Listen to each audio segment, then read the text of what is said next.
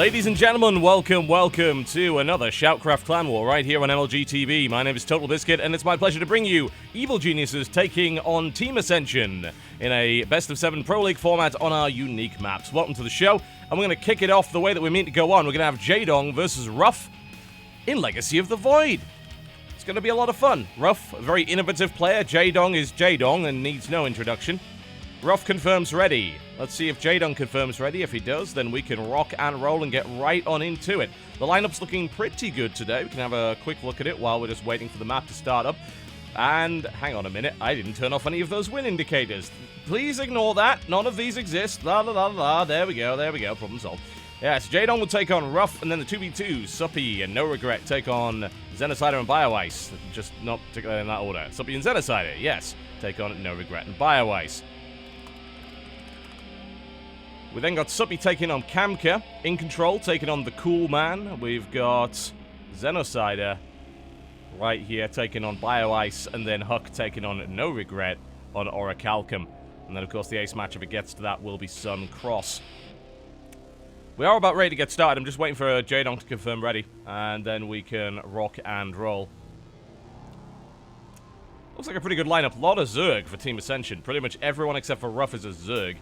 So we're going to see, we're actually not going to see that much ZVZ, surprisingly enough, because Jaedong has only been put on for the HOTS match. Sorry, for the Legacy of the Void match. So he's going to be playing there. And then we'll have Suppy, of course, taking on Kamka in a ZVZ. But everything else, we're going to have In Control, Xenocider, and Huck. So we're going to see a pretty diverse lineup here from Evil Geniuses. Of course, EG has a very small roster. They're literally only big enough to be able to play Clan Wars, and that's only barely. They don't have any additional choices. Those are their 5 players, and those are the 5 players that they have to use. So we're seeing In Control come out on Neo Emerald Plaza, taking on the Cool Man. Now, of course, In Control is still a GM. He's definitely not hugely competitive these days, but I say he's got a good shot, especially if he's prepped properly. Xenocider, we haven't heard a huge amount from him lately, but he's definitely in a position where he could take out BioIce. I think saying Evil Geniuses are favored here is probably not unfair at all. I think that's entirely reasonable. I'd say that's exactly what most people would expect. And of course, Huck versus No Regret. Again, I'd say Huck's got that one. Suppy and a ZVZ. Suppy's ZVZ has been historically pretty good. We'll see. Ascension may be able to surprise. You just never know with these particular matchups. You never really know. A lesser-known team like Ascension has the potential to easily pull out some sort of surprise victory. But a veteran team like EG, it's going to be hard. It's going to be tough road. Depends how well they're prepared. Of course, if Ascension have spent a bunch of time preparing for this clan war, they're going to have an advantage going into these maps because they are very unusual and the usual builds don't really work here. Still waiting on Jaedong.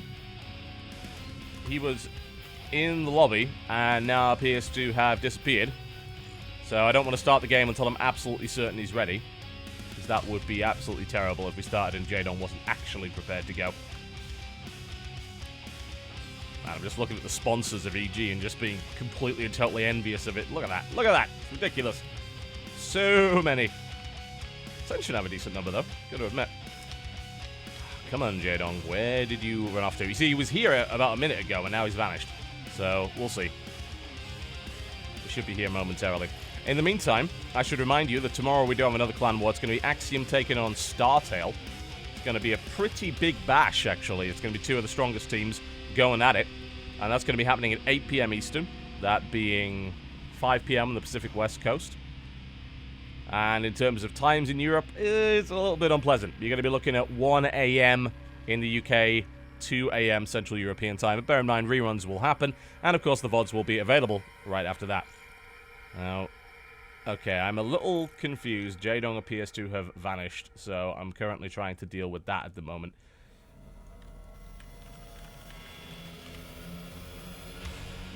Seeing what's up with him. He's currently marked as away, so I'm not 100% sure what's going on with that. It was unfortunate. Well, we're about ready to start on time, but apparently not. He's bloody well disappeared, he has. Outside of that, that pretty much kind of wraps us up for the rest of the month, really, in terms of SHOUTCraft. We do have plenty of matches scheduled for next month. We're going to go for the full 10, assuming that's possible. I should also point out that there are 2 more matches at the end of May. We've got MVP versus Yo Flash Wolves. That's on April the 23rd at 8 p.m. Eastern. And then on Monday, April the 27th, we have Axiom versus Root. Now, of course, Root put on a fantastic performance against Startail yesterday.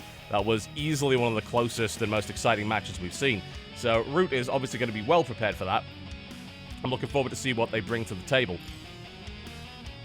It's going to be good regardless. Come on, Jaedong, where did you go? Well, there's not much I can really do until Jaedong, well, comes back. I don't know where he's gone.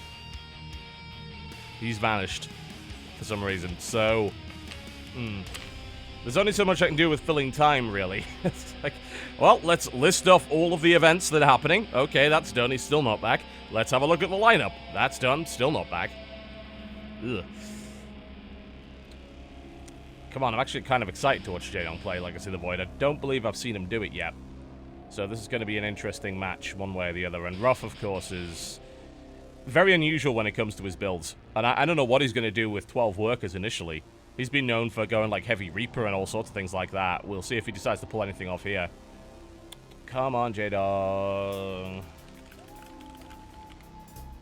He's vanished. This is actually bad, because I can only really give him another 5 minutes, and then it's going to have to be a forfeit. So, I need to find out where he went. It would be disappointing.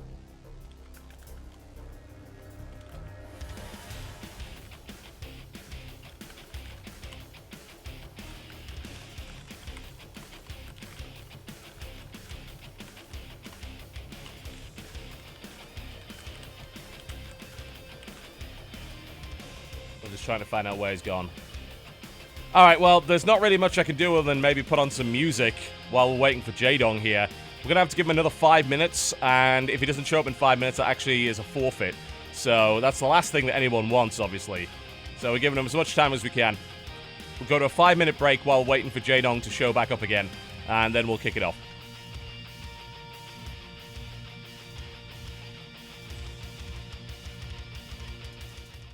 Alright, ladies and gentlemen, welcome back. And unfortunately, Jaedong has not shown up again, which means that under the rules, we're actually going to have to award a walkover to Ruff, since he basically vanished. I mean, what we do is, if you're more than, I believe it's 10 minutes late for a match, then it is a walkover to the other player.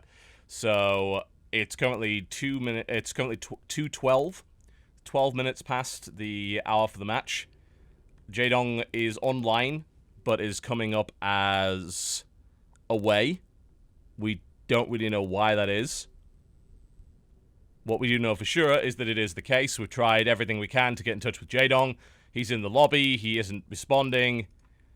So this is going to have to be a walkover, and we're going to have to move on to the next match and award 1 point to Team Ascension, as we can't hold up the entire clan war based on one player. That's just not acceptable. So Ascension will go up 1 point, and we're going to move on to the 2v2. Let's say we don't really know what happened there, so those like hoping to watch Jaedong today were sorry about the disappointment. Really not sure what exactly happened. He was there, and then we brought Ruff into the lobby, then he went AFK, and he never came back. So I don't know what's happened. I hope he's okay. And I think that's, you know, maybe the most important thing is that something bad happened. So we are now moving back to Heart of the Swarm, and we're going to switch on over to the next match, which is this one right here. That's the 2v2.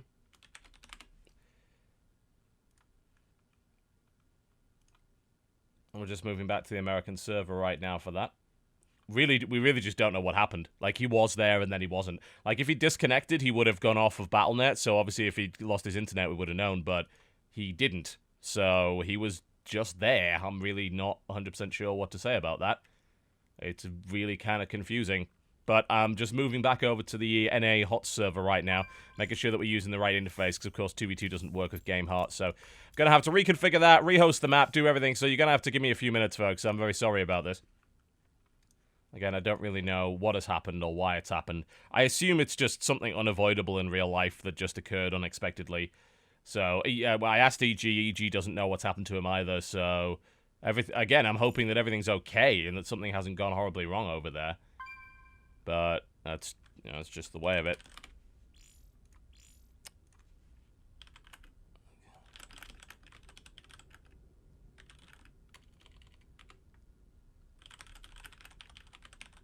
I'm just letting these guys know that I am setting up the next game. And of course it will be on deck 16, I believe.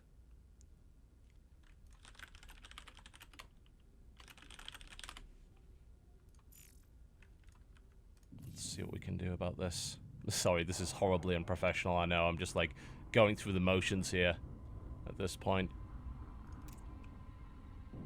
Just making sure I've got the right extension mod loaded. Usually this would all be done behind the scenes, but since we had the match not happen, it's, well, a little awkward. Okay, so it's going to be Suppy and Xenocider, who I'm just bringing into the game now, versus No Regret and BioIce. So it's actually a double Zerg team here, which is interesting to say the least. I'll set up for 2v2. There we go. Set me to referee. Xenocider, No Regret is in. Please don't tell me we're also missing BioIce.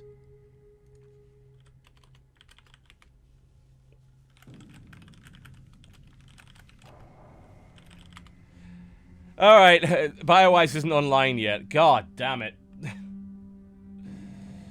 Oh, man. Alright, so he's got 5 minutes to show up, otherwise he gets disqualified. Is this gonna be the clan war today? Is this what's gonna happen? That would be horribly disappointing. We had such a good one yesterday as well. And this one started off with a very sour note. Which is unfortunate. Obviously, I was really looking forward to seeing Jaedong play. But unfortunately, we're not going to be able to do that. Oh, Team Ascension isn't even on our logos list. Of course! Of course they're not. Oh, man. Alright, back to another break, folks. Sorry about this. And we're waiting for BioIce to show up. He's got 5 minutes before he gets DQ'd. We'll be right back. Lovely, lovely. So, for some reason, our map intros are crashing XSplit. I have no idea why, but I'll not use their map intros for the rest of the show until I figure out what the hell's going on with it. Oh, God, this is a disaster piece, isn't it? Welcome to Deck 16, folks. Welcome. And I present to you Evil Geniuses, represented by Xenocider in the baby blue down to the southeast, playing Terran, and his teammate just above him there in the shared base. In the blue trunks, playing Zerg, it is Suppy. Versus their opponents, to the northwest position, in the red trunks playing Zerg, we have No Regret from Team Ascension with his Zerg partner, BioIce. Alright, well, I'm glad that it's now working again. We're just going to go for a bare-bones show today. The intros are not going to happen until I figure out what's causing the crashes. So welcome to Deck 16. This is an unpleasant map indeed. If you haven't practiced it, you will run into a very, very nasty situation. What is Suppy doing? Suppy's taking gas on Xenocider's side. What? What? He's making gas for Zeno? I have never seen that happen before. In the meantime, by the way, that's crazy. I didn't know you could do that. In the meantime, the acid is rising. This is going to happen every 4 minutes, starting at the 2-minute mark. So you probably don't want to be around there when it happens. You die. So we have just seen, I think, one of the first instances ever in a professional game of the Zerg player creating an extractor for the Terran player who is now mining from the extractor. And he's using it to gain a large amount of gas. He's going up to 100 immediately. And now Xenocider is going right into a factory. So this is a super fast factory build. Like, this is faster than you could actually build it yourself, because you got your other teammate to build the extractor for you. That's bonkers. That's absolutely bonkers. I've never seen that done before. But it's really interesting. Alright, so he's going for a reactor. So it looks like you probably try and do, like, the fastest... I mean, this is the fastest Hellions possible, right? You'd think so. Unless he has some other plan involved. Like, would a mine rush? No. I don't know what he's planning on doing with this, but it's very interesting nonetheless. In the meantime, Suppy getting his spawning pool. He has taken the hatchery over here, and we have a look at our opponents.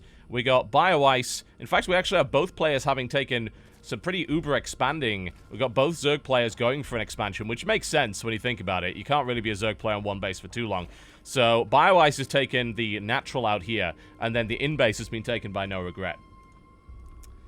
It is... I don't even know how to explain this. I mean, this is, again, the fastest Hellions I think that's possible. He's going right in for a starport, so it looks like he's going in for a drop. No Regret is going to scout all of this, though. I don't know if he's going to be prepared for it, but it's a really, really strange build. I'd say I've never seen that done before. That's certainly something that is very specific to 2v2. We're going to have Acid probably in a few minutes, so we just need to watch out for that. Of course, the Hellions are going to make their way across the map already, and there's going to be very little defense available. Queens are on their way, but outside of that, there's very little on the map here for the team of Ascension. They have no military units other than the Queens, so we're seeing two very, very fast Hellions coming across the map, and they're going to go roasting. And they'll eventually die at the Queens, but not without damage. He gets the scout, he spots, he says, hello, yep, you've got a base there, that's cool. We're going to go right into the main, and we're going to have some fun here. There are Lings on the way here. I have to wonder if this actually helps, like... Yeah, it's also a very, very, very fast Banshee. It's worth bearing that in mind. Like, really quick Banshee. Hugely quick. Uh-oh. Xenocide is going to make sure he's on the high ground here, otherwise he's going to be in trouble. And there we go. Xenocide moves up to the high ground, so he should be absolutely fine as the Acid is raising. There will be an alarm sounding every time the Acid comes up, so do keep an eye out for that, and the screen will also shake in the process. Now, Xenocide are doing pretty damn well with these 4 Hellions, doing some damage. Once speed is done, these guys are going to get shut down. Which is what kind of makes me question the build slightly. I'm just not 100% as to whether or not it's going to get much done with that many Lings against a double Zerg build. Oh no! Xenocide is trying to get away. He can't because the Acid's there. He gets surrounded and destroyed. Just the wrong time. And now Xenocide's Banshee is being pushed back. And a huge Zergling rush all the way across the map. Xenocide needs to move into a defensive position. There are Lings aplenty. This is a massive Zergling push from both players with Banelings. And this is going to have to be some pretty damn well microed Hellions, and there's so many Zerglings moving in. I don't know if there's anywhere near enough Hellions to clean this up. I don't think so. It's a massive attack here by Ascension.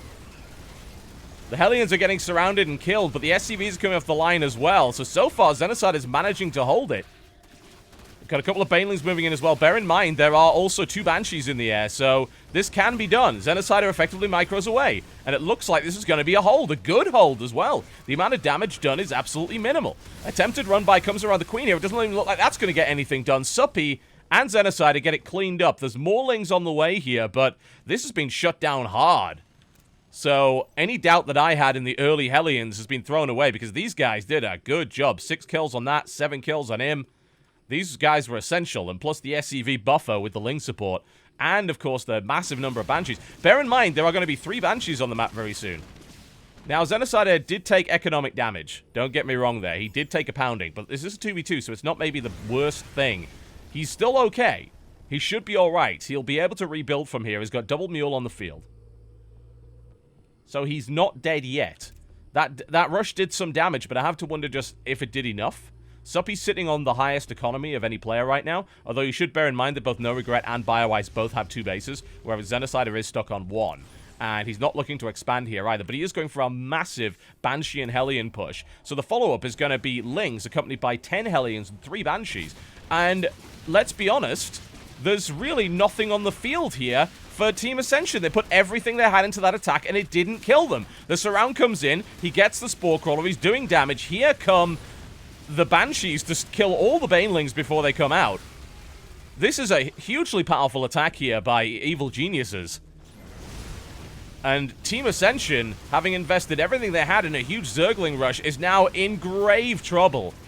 As Lings get killed left, right, and center, drones are getting roasted here. Support Banshees coming in across the map. In the meantime, we have a run-by that's trying to do damage, but a Spine Crawler plus drone support is doing the job here. I want to see the Acid come up momentarily. Uh-oh, Suppy, watch it. Suppy's going to lose the Lings. They get obliterated. It doesn't matter. GG. And that build, I don't even know how to explain that build, but it worked. And the double Zergling rush was ineffective. Well defended there by evil geniuses. Very nicely done. Wow, okay then.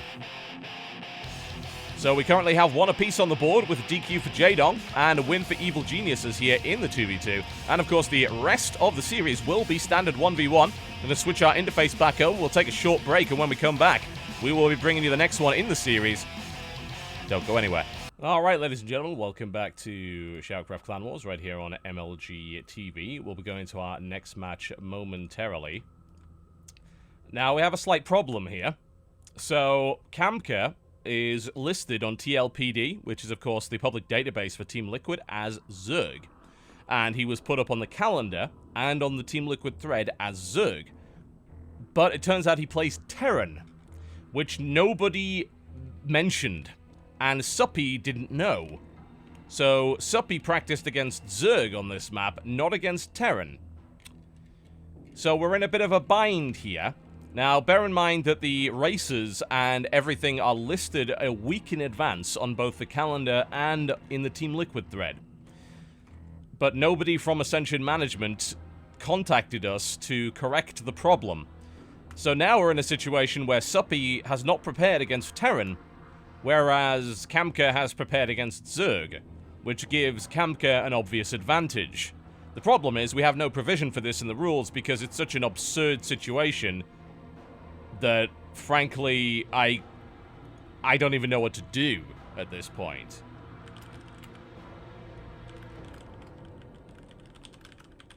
I'm just talking to the managers at the moment.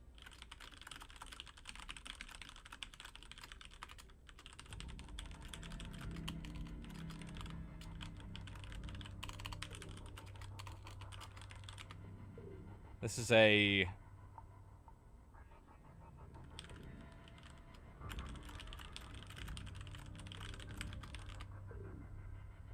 rather odd situation.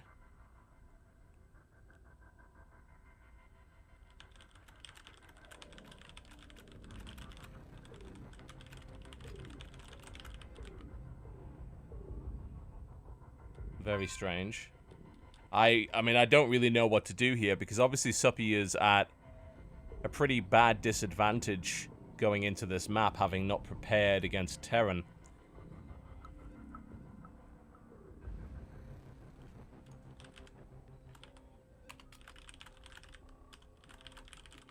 But I don't really know what to do. I can't think of an equitable solution. That's the main problem. It's not Kamka's fault. It's actually TLPD's fault for it. Apparently, Team Liquid has refused to update the public... They just haven't updated the public database, which this information was pulled from. If you... Now he's being listed as... What? Now he's listed as Terran. What the hell? So that's now just been... No. What? If you click on the TLPD, it lists him as Zerg. If you go to the thread, it lists him as Terran. Oh my god.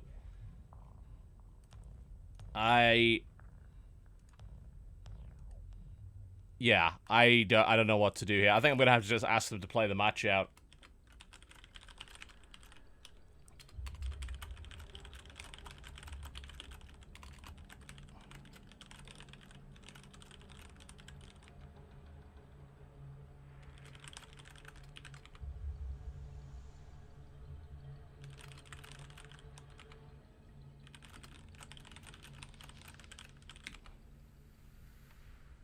Alright.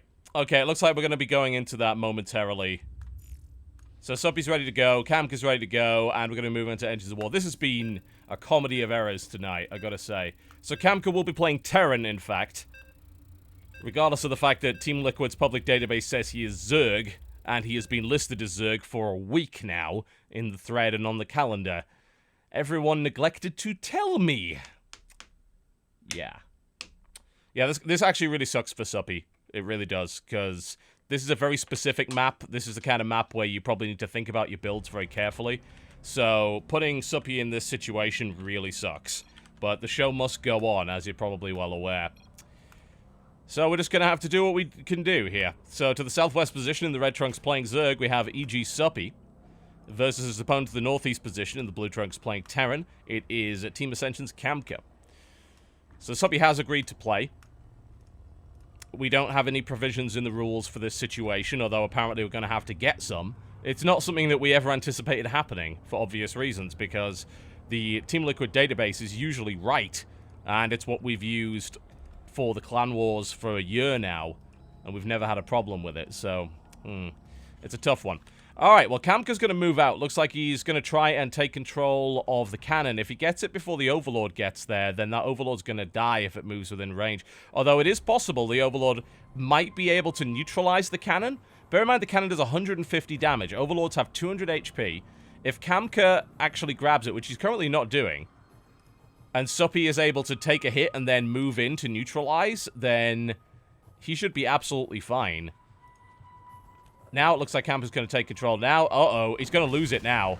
Yeah, he didn't move in, so that Overlord is going to die. Cannon's been taken, the Overlord's now dead, and Suppy's now supply blocked.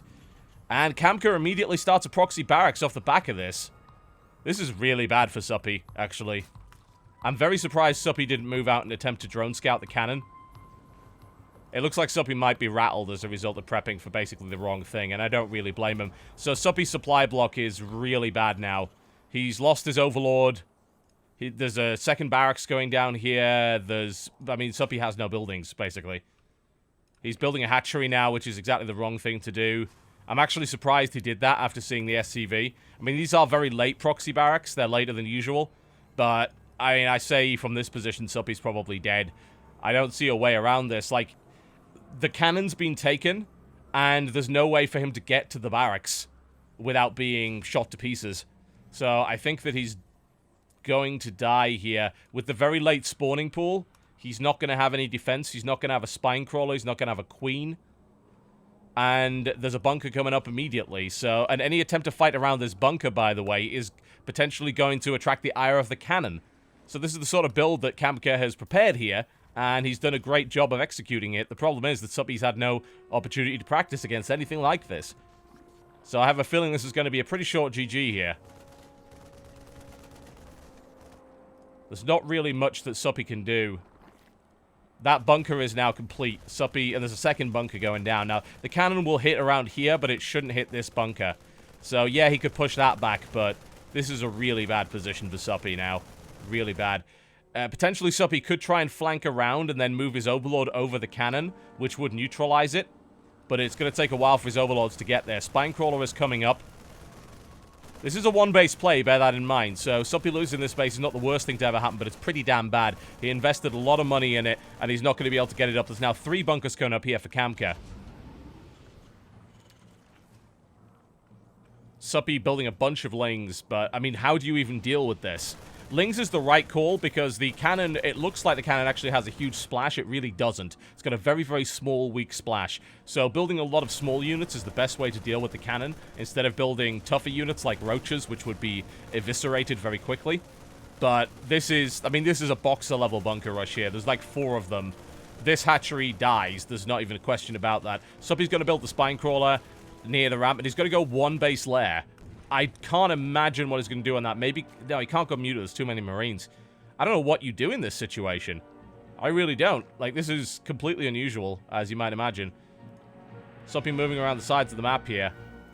Of course, there's nothing in the main base, but getting past the cannon is going to be difficult. He's basically walled him in now. This is going to have to be a Nidus play, I think.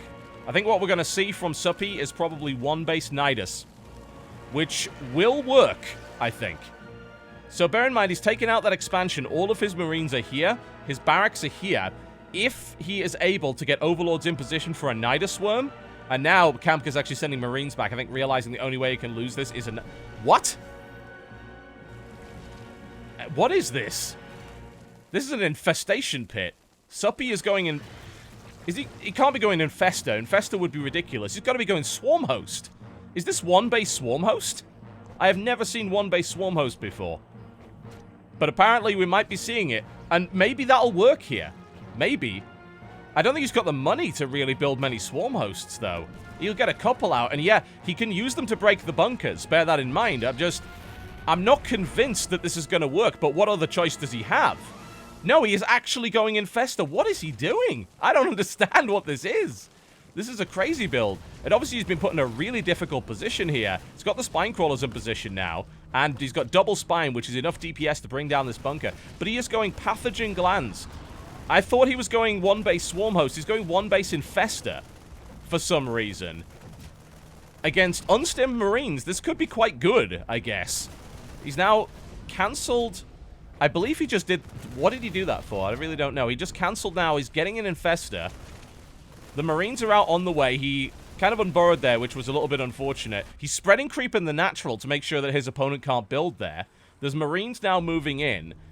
He still doesn't have... He's still got his production outside of his base here. The bunkers are taking fire. Looks like the Spinecrawler is going to live. The Marines are now surrounded by these Lings. They're in a pretty good defensive position, but this bunker's taking fire. It may die before it even builds. And we have Infestors. He's playing Ling Infester on one base. You've never seen anything quite that ridiculous, but it is happening. And now the Lings are on the way, and he's going to try and take... I think he's going to try and take the cannon. If he can take the cannon, he might be able to shoot the barracks down on the way back. He moves the Lings in. He goes for the cannon. He gets the surround. The cannon's activated. The barracks may not even make their way home. The barracks are currently taking control, however. If Kamka realizes this, the cannon is online. It's firing on the barracks. Now the barracks are trying to get away as quickly as they can. If Suppy can actually track those barracks, he could kill them before they get back. Lings now moving in an attempt to take control of the cannon. There's plenty of Lings to kill these Marines, though. No problem at all. Suppy has control of the cannon. He's somehow broken out of the hold. He's getting a hatchery down. He has Infestors on the field. Infestors! What are those?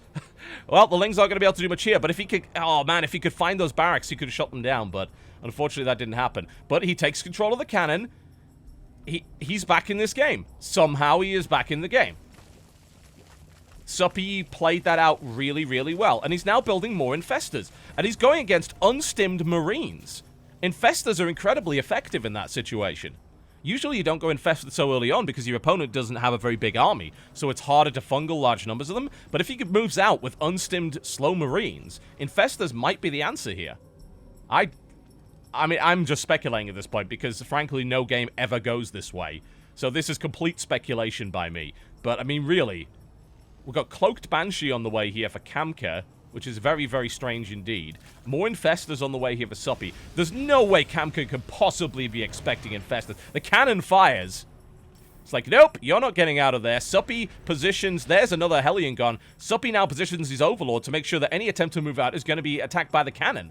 But there is a Banshee moving on. So if a Cloaked Banshee gets to the cannon, it can take control of it again. So Suppy has to watch out for that. Uh-oh. No, Suppy, no! Oh, this is the last thing we want.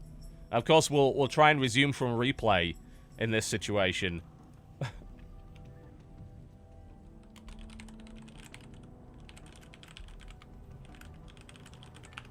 Oh, man. Yeah, we'll try and resume from replay here for Suppy, who has just inexplicably disconnected from the game. But, oh my. I don't even know what to say about this game. This game is wild already. Why? This is... Yeah, Suppy is just talking to me on Skype here, saying he dropped.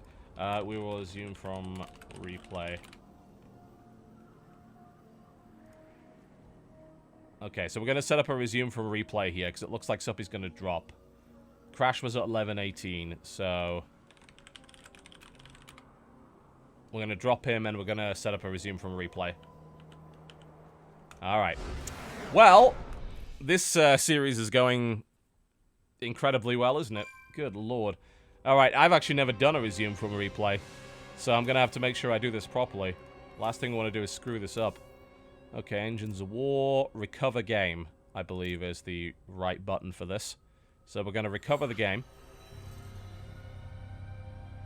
And we're going to bring in Suppy and Kamka for the recovery.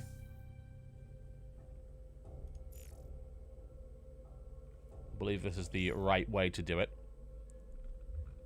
Suppy is back online, so we're going to bring him in. Nope. Is that him dropping? No, he is back. Okay. So yeah, we're going to attempt to resume from replay at 11:18. Which, my god, I hope this works. I think Kamka needs to get out of his game, actually.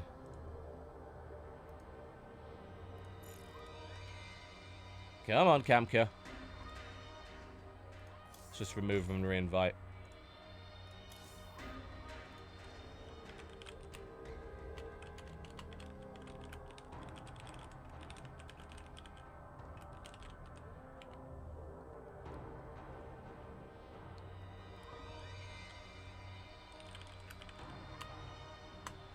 Let's try again.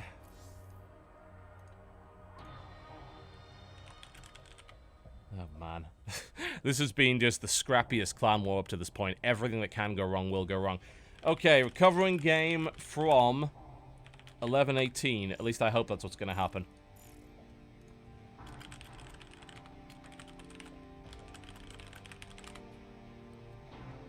Alright, here we go. We're hitting recover game. We're going to recover at 11 minutes 18, which is the correct amount. There we go. That's exactly when he crashed, so this should go right back to that point. Okay, now, of course, this is going to take a few minutes to load. It'll spool through at about 8 times speed here, but we're going to take this quick break while we go, because obviously I really have nothing else to say at this point. And recovery is currently in play. We'll be back in 1 minute with, hopefully, the resume of the game. Right, we are back in the game, folks. Resume is successful. We have resumed at exactly 11:18. We are counting in 3, 2, 1, resume. Here we go. Alright, game has resumed. So, the one base infester that we saw there. I, again, don't really know how to explain that one, but it is happening. Currently the score is 1-1, by the way, as you can see on the screen here. There's a Banshee out. If this Banshee gets the cannon, this actually could go very, very wrong here for Suppy. So he needs to be aware of that. Currently, air units can take the cannon. That may be changed in a future patch for this map, but as it stands, in the way that these guys have practiced, that's the way the map works. Suppy's going to try and take another base, but if the cannon gets taken, then it will be able to fire on that base. So Suppy might be in a bit of trouble here. The unit's now moving in around the side. We currently have 6 infestors and 7 zerglings. He's moving around the side to avoid the cannon, and now, of course... He hasn't taken the... Damn, he hasn't taken the southeast cannon. If he'd taken that, he'd be able to fire it. I don't think he was expecting that base to be there. In come the Hellions. And the Banshee. They've now converted to Hellbats, having just finished the armory. I mean, this is... Hellbat Marine without stim? This is perfectly shut down by infestors, right? If Kamka moves in and attacks and gets fungal, he's dead. His entire army is going to die. Oh my god, Kamka's moving in. Not only is he going to get shelled by the cannon... But he's going to see there's infestors on the field. And he only just realizes, and there they are. And now, of course, the infestors are being targeted down by the Cloak Banshee. And there's the fungal. It's a good one. It's a very good one. Second follow-up fungal. He gets pretty much all the Marines and all the Hellbats. There's the surround. More Hellbats dying. Another great fungal. Completely unexpected play here from Suppy. Kamka wasn't ready for it. Kamka's army just got blown the hell out. Suppy. What a crazy man he is. With the one base infestor play. Oh, he almost gets the Cloak Banshee. He looks to try and get it. Cloak Banshee definitely picks off a queen. But Suppy is still in this. In a big way, actually. There is this Banshee that's going to deny this third base, which is going to absolutely suck, certainly, for Suppy. Hopefully it kills the drone before he starts to build the base. Otherwise, it's going to be a problem. Oh, God. Game paused. More pausing. Why? What the hell happened? Apparently the screen hotkey breaks when you have the cannon? What? Okay, that needs fixing. Right. We had no idea that was the case. This is the first we heard of it. So we need to get that fixed. Alright, so there's something that the map maker's going to have to fix, I'm afraid. Kamka, I believe, has now rebound his keys. So it looks like, yeah, he's managed to change he's changing his keys around here. Unfortunately, Suppy actually started building the hatch. I think it should be okay. I think the hatch builds at a slightly faster rate than the Banshee does damage. And a queen can move in and finish this off. So I guess it's not too bad. And there's no units here for Kamka, so he's not going to be able to do anything anyway. He's taking control of this cannon, but it's not going to do much. Okay, looks like the guys managed to fix the problem. It seems that the cannon defaults to F3, which screws with people's hotkeys. So it looks like everyone's ready to go. Okay, cool. 3, 2, 1, go. Alright, so you can see the hatchery actually does not quite build fast enough. So that's going to have to be a cancel. The drone dies as well. I actually thought the hatchery built fast enough, but it's just slightly below. Oh, here comes the interception. Suppy looks for it. And, oh, he gets one shot off and misses the other. That's really disappointing there for Suppy. Could have grabbed that one. Also, if he managed to even get range on it and stayed there with the Overseer, the cannon would have taken it out. This third base is now on the side here. If he starts to get visibility, the cannon's going to start turning on it. The cannon is now firing on the base because there are lings moving in. A risky position here for Kamka, who's going to be taking shelling from the cannon, assuming that vision can be maintained. Now, what we saw... What? He's going... Oh, he's... What? Suppy's insane. This is 2-base Ultralisk. Suppy is playing 2-base Ultralisk right now. Okay. Well, I guess that's a thing that I'm... Oh, no! The cannon! The cannon might fire! If Suppy is able to stay on top of it, he needs to stay on top of it. I think they might be out of range of the cannon, though. Yeah, it looks like they are. Man, if that wasn't the case and those medevacs got shot down, that would have been absolutely brutal. A medevac dies in one shot from that cannon, so you got to watch out. The units are moving in, though. And again, a bunch of Marines. They have stim now, but they're against 5,000 infestors. There's the fungal growth coming in. He's going to be able to nail this entire damn thing down. He's going to lose an infestor here. Oh, transfuse. Lovely move there by Suppy. Whiffs a fungal, which allows Kamka to get out of there. Man, again, if he maintains visibility on this stuff, looks like Kamka's realized what's going on. He's moving around the side. Kamka really needs to take this cannon. I think he would be at a huge advantage if he does. We're going to see Infestor Ultralisk on 2 bases. The third base is finally up here. Suppy is going for the insane build. And he might get away with it. If he somehow gets these Ultralisks out on the field and manages to make the Infestors work, then this is going to be absolutely brutal. Off come a couple of fungal growths. He's able to... it loses one Infestor. Second Infestor goes down. He has an Ultralisk. Kamka was not expecting that. But he still has a lot of firepower here. We're going to see some good fungals. Nice spreading, and he takes out the third base. So this is now back to 2-base Ultra. Kamka has a lot of firepower available, but he's got a bunch of Marines that could be very easily fungaled. Bunch more move across the map here. The cannon is now firing. Both Overlords have now moved into position, and the cannon is firing on the main base, on the third base here. There's the fungal. Down goes a few more Marines. Oh, he's so close to getting that medevac. He's got... Whoa, want to watch out for collapsing that cooling tower. That's not a good idea. If he collapses it on himself, that's going to be embarrassing. We've got more units moving in here. We still have a 3-base Terran versus a 2-base Zerg here, but in terms of tech, there's a lot here for Suppy. We're only just seeing Marauders coming out in the field now, and Suppy still has Infestors and Ultras. A very high-tech army. If he's able to make that happen, fungal growth, here it is. He gets a decent landing with it. The Ultras are now moving in. There's not a lot of Marauders in this army. The entire army gets eaten alive. Brutal. Suppy with a great engagement. However, watch out. Suppy... Oh, Suppy actually has that cannon as well. The middle cannon's been taken. Kamka has the cannon. If the Ultralisks start taking fire, this is going to be brutal. He needs to take that back. The cannon is armor-piercing. It will go right through the armor of these Ultralisks. You do not want to come into range of it. He's going to have to, I think, engage in a fight around that cannon. Otherwise, he's going to end up losing it. Suppy is tracking this command center to allow the southeast cannon to fire. Kamka moving in once again. Here comes the engagement. Here comes the fungal.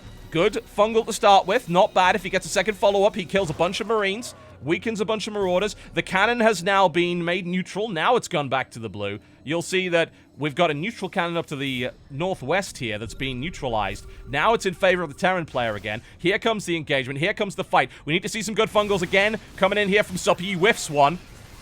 Needs to make it, but he's got plenty more where that came from. Looks for some fungals. The Ultralisks are now moving into the fray. We need to see some fungal growth follow-up, but we are getting it. The Ultralisks are starting to chew through.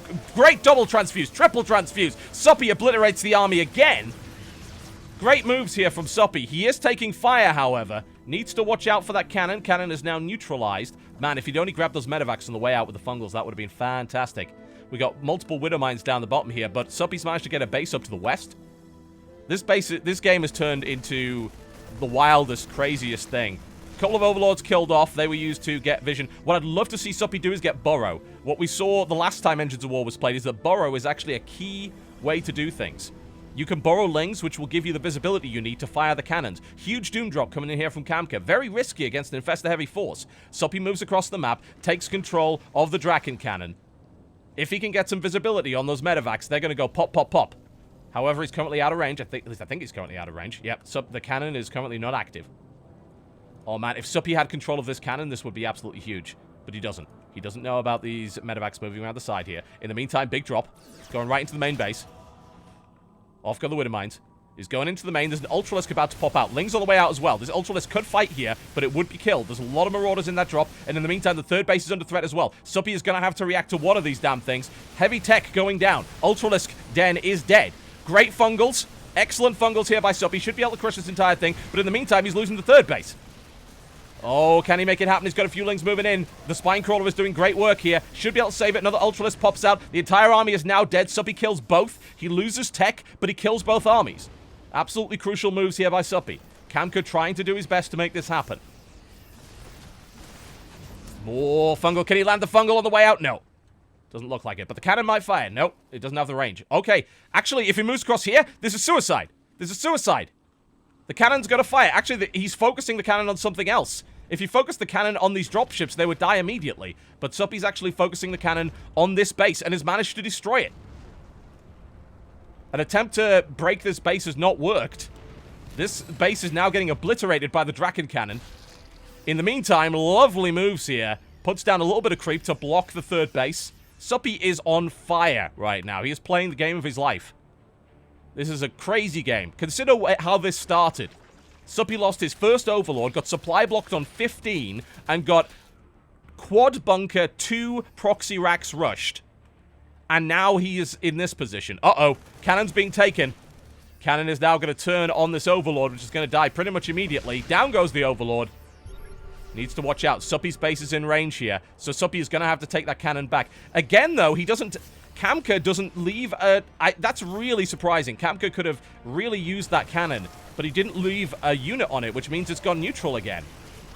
Out go the Spore Crawlers. There's a fungal growth. Grabs several of the Widow Mines here. One of the Ultras is going to die. We've got a Ling run by, which is attempting to attack the reinforcements. In the meantime, we've got Ultralisk kind of derping around here. Suppy needs to get a good fight. There are Thors in the mix. There are plenty of Infestors. This base is going to die. Looks like the cannon is being taken over here by the Terran player. That could be potentially risky. Not seeing the fungal growths here from Suppy yet. He's going to have to make them land. He's just lost another mining base, which is not good, but he's re-established down here. The cannons are now being taken again by the Zerg player.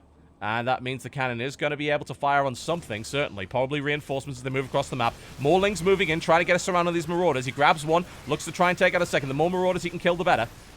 And, of course, the cannon will certainly help out here. It's shelling buildings. It's destroying everything. The cannon's taken to the southeast as well. It's a perfect move here by Suppy, using the cannon defensively.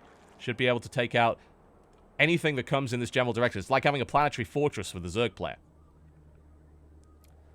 This map is ridiculous. This game is crazy. Absolutely nuts. There's a whole different thing to consider when the cannon's in play. These Lings are going to run past. He's trying to get some visibility for his cannons. Not able to really do much. He sees the command center moving across the map here. Uh-oh. Suppy's going to try and grab the cannon and aim it at the command center. In the meantime, Ling run by, trying to do yet more damage. Isn't really able to get anything done here. Cannon is now firing. The cannon accidentally hits the Zergling instead of hitting the command center. He needs visibility. He moves the Changeling in for visibility. The cannon starts to fire on the command center. Absolutely perfect. Using the cannon defensively. Now he has control of both cannons to protect. Any attempt to move... Uh-oh! No, no, no! Does he have visibility? He has vision. He has vision. He has vision. Will it fire? It looks like he's focusing on something else right now. Here comes the defense. Why is that cannon not firing? I'm actually very confused by that. It has got kills. It may be that he... Oh, he's targeted it on something else. That's why. He's firing on something else. Bear in mind, you have control of the cannon. You can do that. In the meantime, Kamka looking for the drop. He picks off the hive! Kamka with the big moves. In the meantime, try to take out that mining base as well. The Ultralisks move in and cleave their way through here. There's a fully upgraded versus 2-2 Marines. No chance for the Marines whatsoever. In the meantime, the cannon... Oh, he neutralized the cannon. Nice moves here by Kamka. Takes the cannon back. Cleans it out. Now he's got defense. His command center is safe. There's the drop coming in. That's going to get deflected pretty easily. There's a Spine Crawler in the mix. Plenty of Ultras move in to intercept. Suppy's looking pretty good here. Suppy has Broodlords. When was the last time you saw Broodlords? Broodlords on the cannon map is perfect because they provide vision. So if you can attack a base with Broodlords, the cannon will provide supporting fire for you. And in the meantime, the cannon continues to fire. He focuses it on the Thors. That armor-piercing attack doing terrible damage. More fake Marines move across the map here. Drop is now driven away. This is an absolutely bonkers game. Completely insane. Suppy is playing out of his mind. In come the Broodlords. Intercepts, kills a Marauder. The rest get out of there alive for the time being. Suppy continues to use the Draken Cannon to his advantage. Firing on everything he possibly can. If he can get vision on things like these dropships, then his cannon down the bottom will help too. It's got a couple of kills to its name. An attempt to establish a command center here could be risky. And in the meantime, Suppy is basically playing on a maxed out army here of super high-tech units. His opponent, mostly Bio with Thor support, lots of Marauders, but we're seeing Infesta Broodlord. Such a rare situation. There's not that many Vikings. There's only 4 Vikings on the field. That's nowhere near enough. The Fungal hits all the Vikings! Second Fungal follow-up. Corruptors to back it up. All the Vikings are gone. The Broodlords can now reign supreme. Kamka is about to run into a world of hurt here. Infesta, Ultra, Broodlord. This is Wings of Liberty. But in the meantime, the shelling comes in. In comes a cannon fire.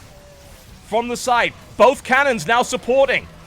The middle cannon and the southeast cannon both firing on Kamka's army. The Zerg army is currently untouched. Thor's being ripped apart by the Draken cannons, surrounded by Broodlings. Suppy crushes the army. Suppy is suddenly in a massive supply lead. Suppy pulls, after 30 minutes, on Engines of War, is pulling back the craziest game I've seen in ages. It's going to kill another command center. Widowmine's going down. Suddenly, Overseers move in and the cannons aim and destroy the command center on the east.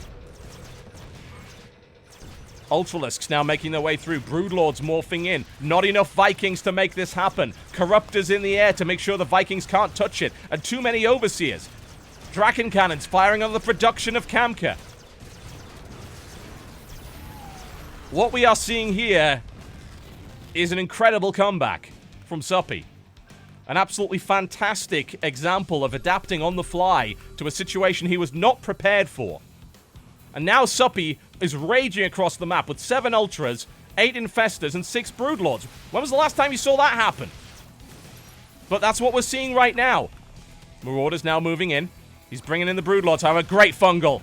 Completely on point with these Fungal growths. Broodlord Infestor proving to be very, very good indeed. More workers killed. The Corruptors are now on top of this command center. If Suppy takes control of the cannon, Suppy needs to take control of the cannon because that cannon is going to fire otherwise. Takes control of the cannon, and now he's going to start firing on that command center. He'll be able to bring that down as well. Oh, the command center taking yet more fire. It's going to die. No doubt about that. And the final army, by the looks of it, of Kamka. This is all he's got, moving in. Vikings move in and pick off a Broodlord. Nice move here. But the Fungal hits all of them. Does he have the follow-up? Where are the rest of his Infestors? He's moving in, but he's not quite quick enough. Got to watch out for the Widowmines. Kamka's still in it. It's a very expensive army here from Suppy. It's going to be very hard for him to replace. Any losses he takes will be damaging. He's taking control of this cannon. Should be able to use that against his opponent if he gets vision. Bear in mind, it will only work if he has vision. Now he has vision. The cannon should be able to contribute to this fight. Not that he should need it. He's got lings aplenty. Needs to keep vision on his opponent's army so he can actually use the cannon to his advantage. He may be able to even use the center cannon here. In come a few Marauders, moving on to the creep. Going to do a little bit of damage here, but look at Suppy's army. Look at the size of that. That is a scary tier 3 army. Queen, Ultra, Infesta, Ling, and Broodlord, of all things. Broodlords. And he's going for it. Here come the Broodlords. Going to try and take this out. He's got to watch out. He needs... Oh, the Fungal! Perfect hit. Can he get another? He gets the follow-up. He grabs the one in the center. Here come the Corruptors. Here come the remaining Corruptors. And now, all of the anti-air is going to bed. Suppy pushing in. Kamka's army is disintegrating. Suppy's making it happen. Corruption on the Thor. Down goes the Thor. The Ultra cleaves its way through. GG, ladies and gentlemen. And Suppy takes an incredible game on Engines of War. An absolutely ridiculous game. Wow, what a map that is. That's generated some really, really fun games. I gotta say, that was the craziest that I've seen yet. Absolutely bonkers.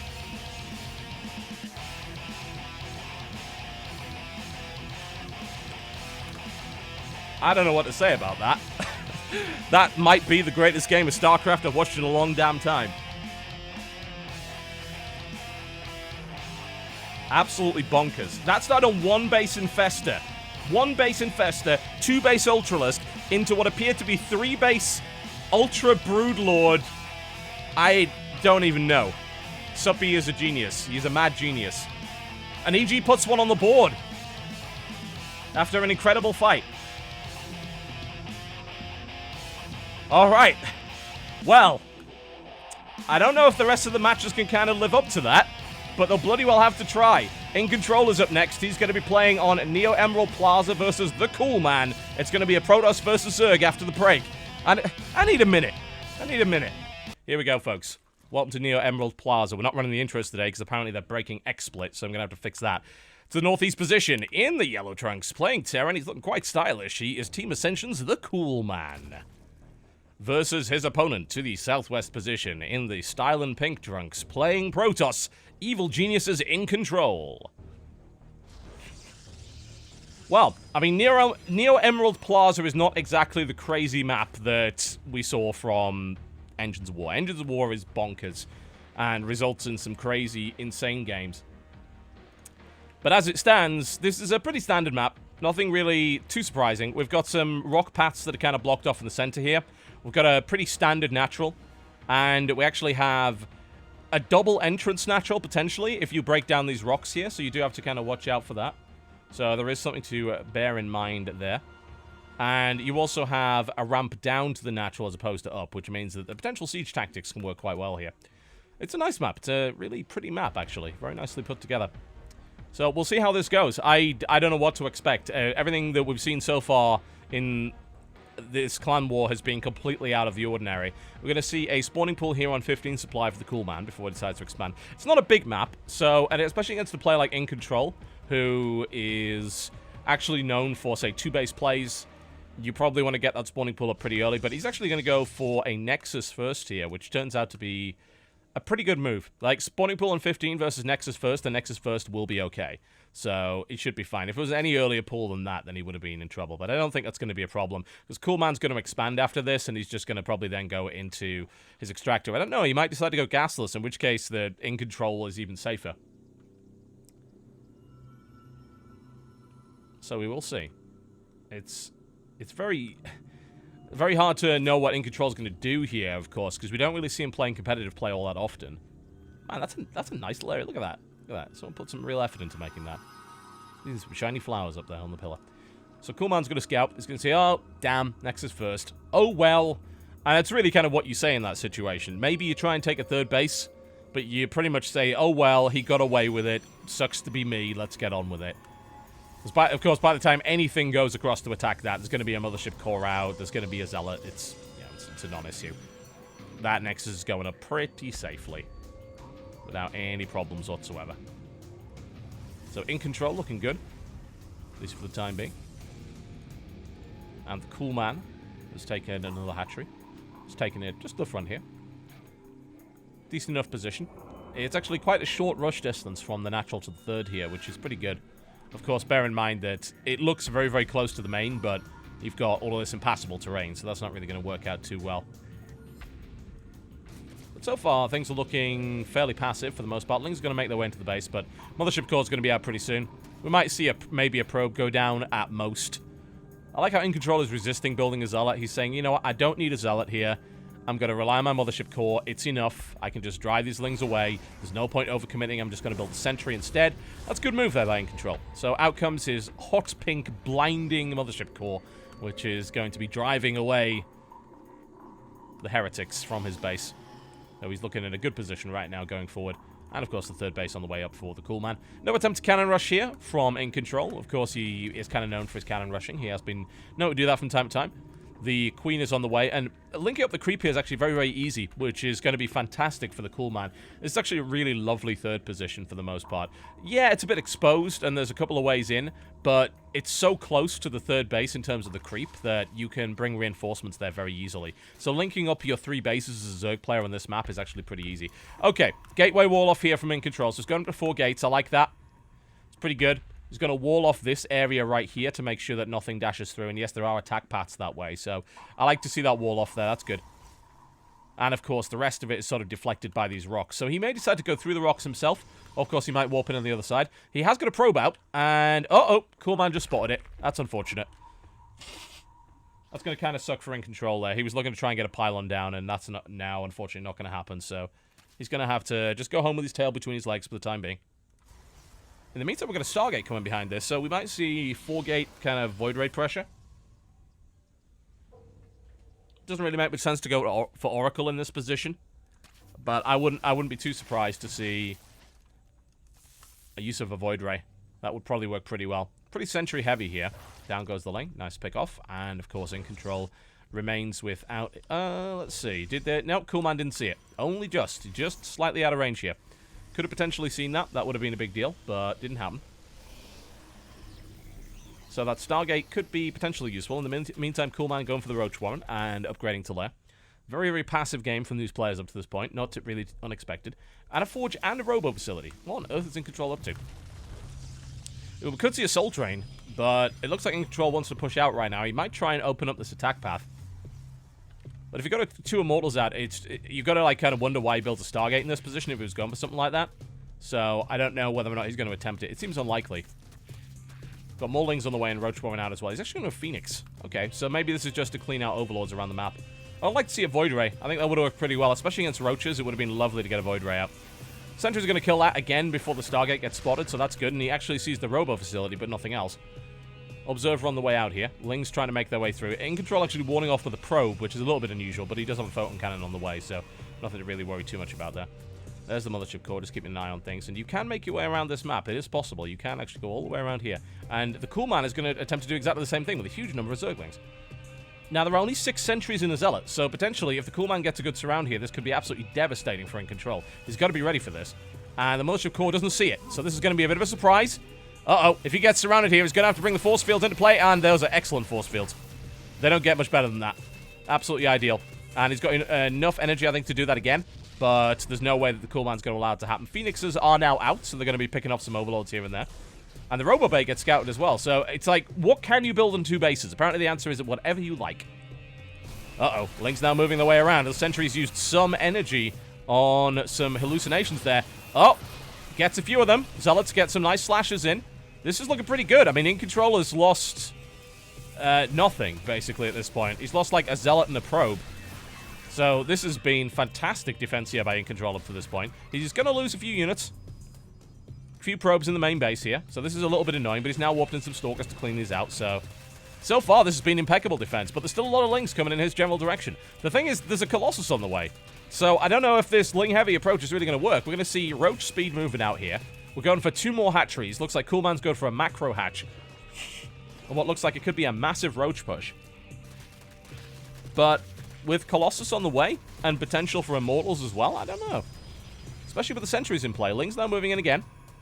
It's like, I really want this. I really do. And it's such a risky position to get in as well because of all the Sentries here. But the Colossus is going to be heading its way over momentarily. And that should be able to help out. There are the force fields. They're good. They're pretty damn good. They block in most of the Zerglings here. And, of course, he does lose quite a few probes, which is pretty inevitable with the size of an attack like that. But he kills so many Zerglings in the process.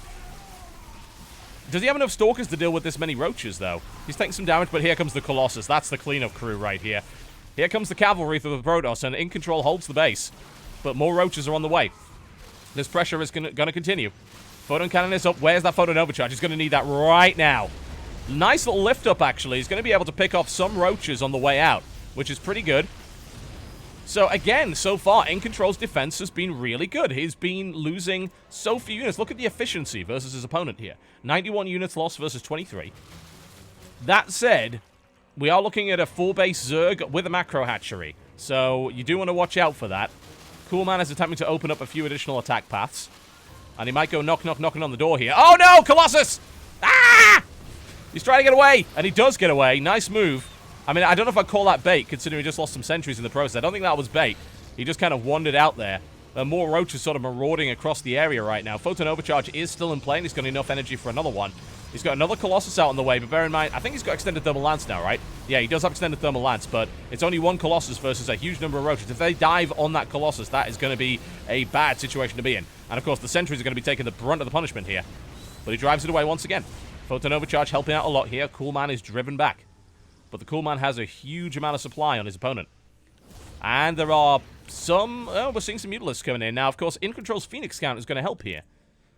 So, hopefully he'll be able to use that against the Mutas. But he doesn't have that many. Just bear that in mind. Oh, did he see the Mutalisk Shadow? I don't know. Maybe he did. He's now moving to try and take out some Overlords here.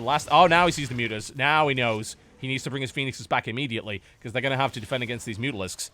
And that third base is under threat. Photon cannons going up, but they're not up in time. Stalker's being warped in here. Colossus on the way as well. If he dives on that Colossus on the way out, that could be devastating. We're seeing economic damage being done here. Where are the Phoenixes? Where are the Phoenixes, actually? They're on their way. But that's not before 15 probes worth of damage has been done, and more besides. And of course, it's difficult to micro against this many Mutalisks without Anion Pulse Crystals. 21 workers killed here, devastating moves, the Cool Man looking good, and In Control bleeding in terms of economy here. He's trying to defend this base, but he's also up against intense Mutalisk harassment. We've got another Stargate coming on the way. He's going to go for, try to do double Phoenix, but he's losing all of his probes. It's potentially really, really ugly. In comes the attack once again, and oh no! No, the Colossus at the front. He dives on top of the Colossus. He takes it out. Another Colossus is going to fall to the Mutalisk. The Phoenix has come in just a little bit too late. This army is falling to pieces, and this is going to be a win by the looks of it here for the Cool Man. We had some great defense, but just relentless aggression from the Cool Man, and no potential for harassment. In Control wasn't able to do anything to his Zerg opponent, who's been sitting comfortably on 4 bases plus a macro hatch and 81 drones. It gets about as good as it gets from there. And this looks like the end of the Protoss player, I'm afraid. The last Colossus is about to fall. It goes down. And yes, the Mutas got cleaned up, but at what cost? There's nothing left here for the Protoss player. He has no more buildings. He's building one more Colossus, but all of the... Oh, man. Photon overcharges up, but the Nexus is going to die here by the looks of it. We've got more units moving in, and that, I think, is going to be that. 56 supply to 197. Wasn't enough. Good defense was just not quite enough. His opponent got to 4 bases and nothing happened to him, and then he just hammered him with whatever he could get, and it did the job. This is going to even the score up here to 2-2. Team Ascension's going to pick this game up by the looks of it. In Control is not going to be able to defend against that many roaches. It's just too many. Like, there are times when you try and hype and say, yeah, he can defend it. No, he can't defend it. He cannot, and he knows that. GG. The Cool Man picks it up here on Neo Emerald Plaza, and that is an equalizer. 2-2 to Ascension here. I think In Control's early game was really good. The problem is, like, he wasn't able to harass. If he was able to do anything to his opponent's mineral line or anything along those lines, I think he would have been in a much better position, but he stayed on a fairly low probe count versus 81 drones, 4 bases in macro hatch, and then the Cool Man just went into full-on macro mode, and that, as they say, was that. All right, 2 for 2, folks. Our next matchup is on its way. We're going to be seeing Xenocider take on BioIce on Peninsula. Terran versus Zerg coming up right after the break. All right, ladies and gentlemen, welcome back. This is the current scoreline so far. We had Ruff taking a disqualification victory over Jaedong, who basically disappeared and never came back. We then had Suppy and Xenocider take over the 2v2, and Suppy with an insane game on Engines of War, followed by the Cool Man taking it to In Control. And now we are in a position where it is currently 2 games apiece, and we're moving on to Peninsula. Again, one of our stranger maps in the map pool. We apologize that we're not able to bring you the map intros. I do like the map intros. They're very stylish. But right now, they're currently crashing XSplit, so we're trying to figure out why that is. This is a map with some very unusual mechanics. I'll explain them in a minute. To the northeast position of the Pink Trunks are playing Zerg. For Team Ascension, it's BioIce versus his opponent to the southwest position.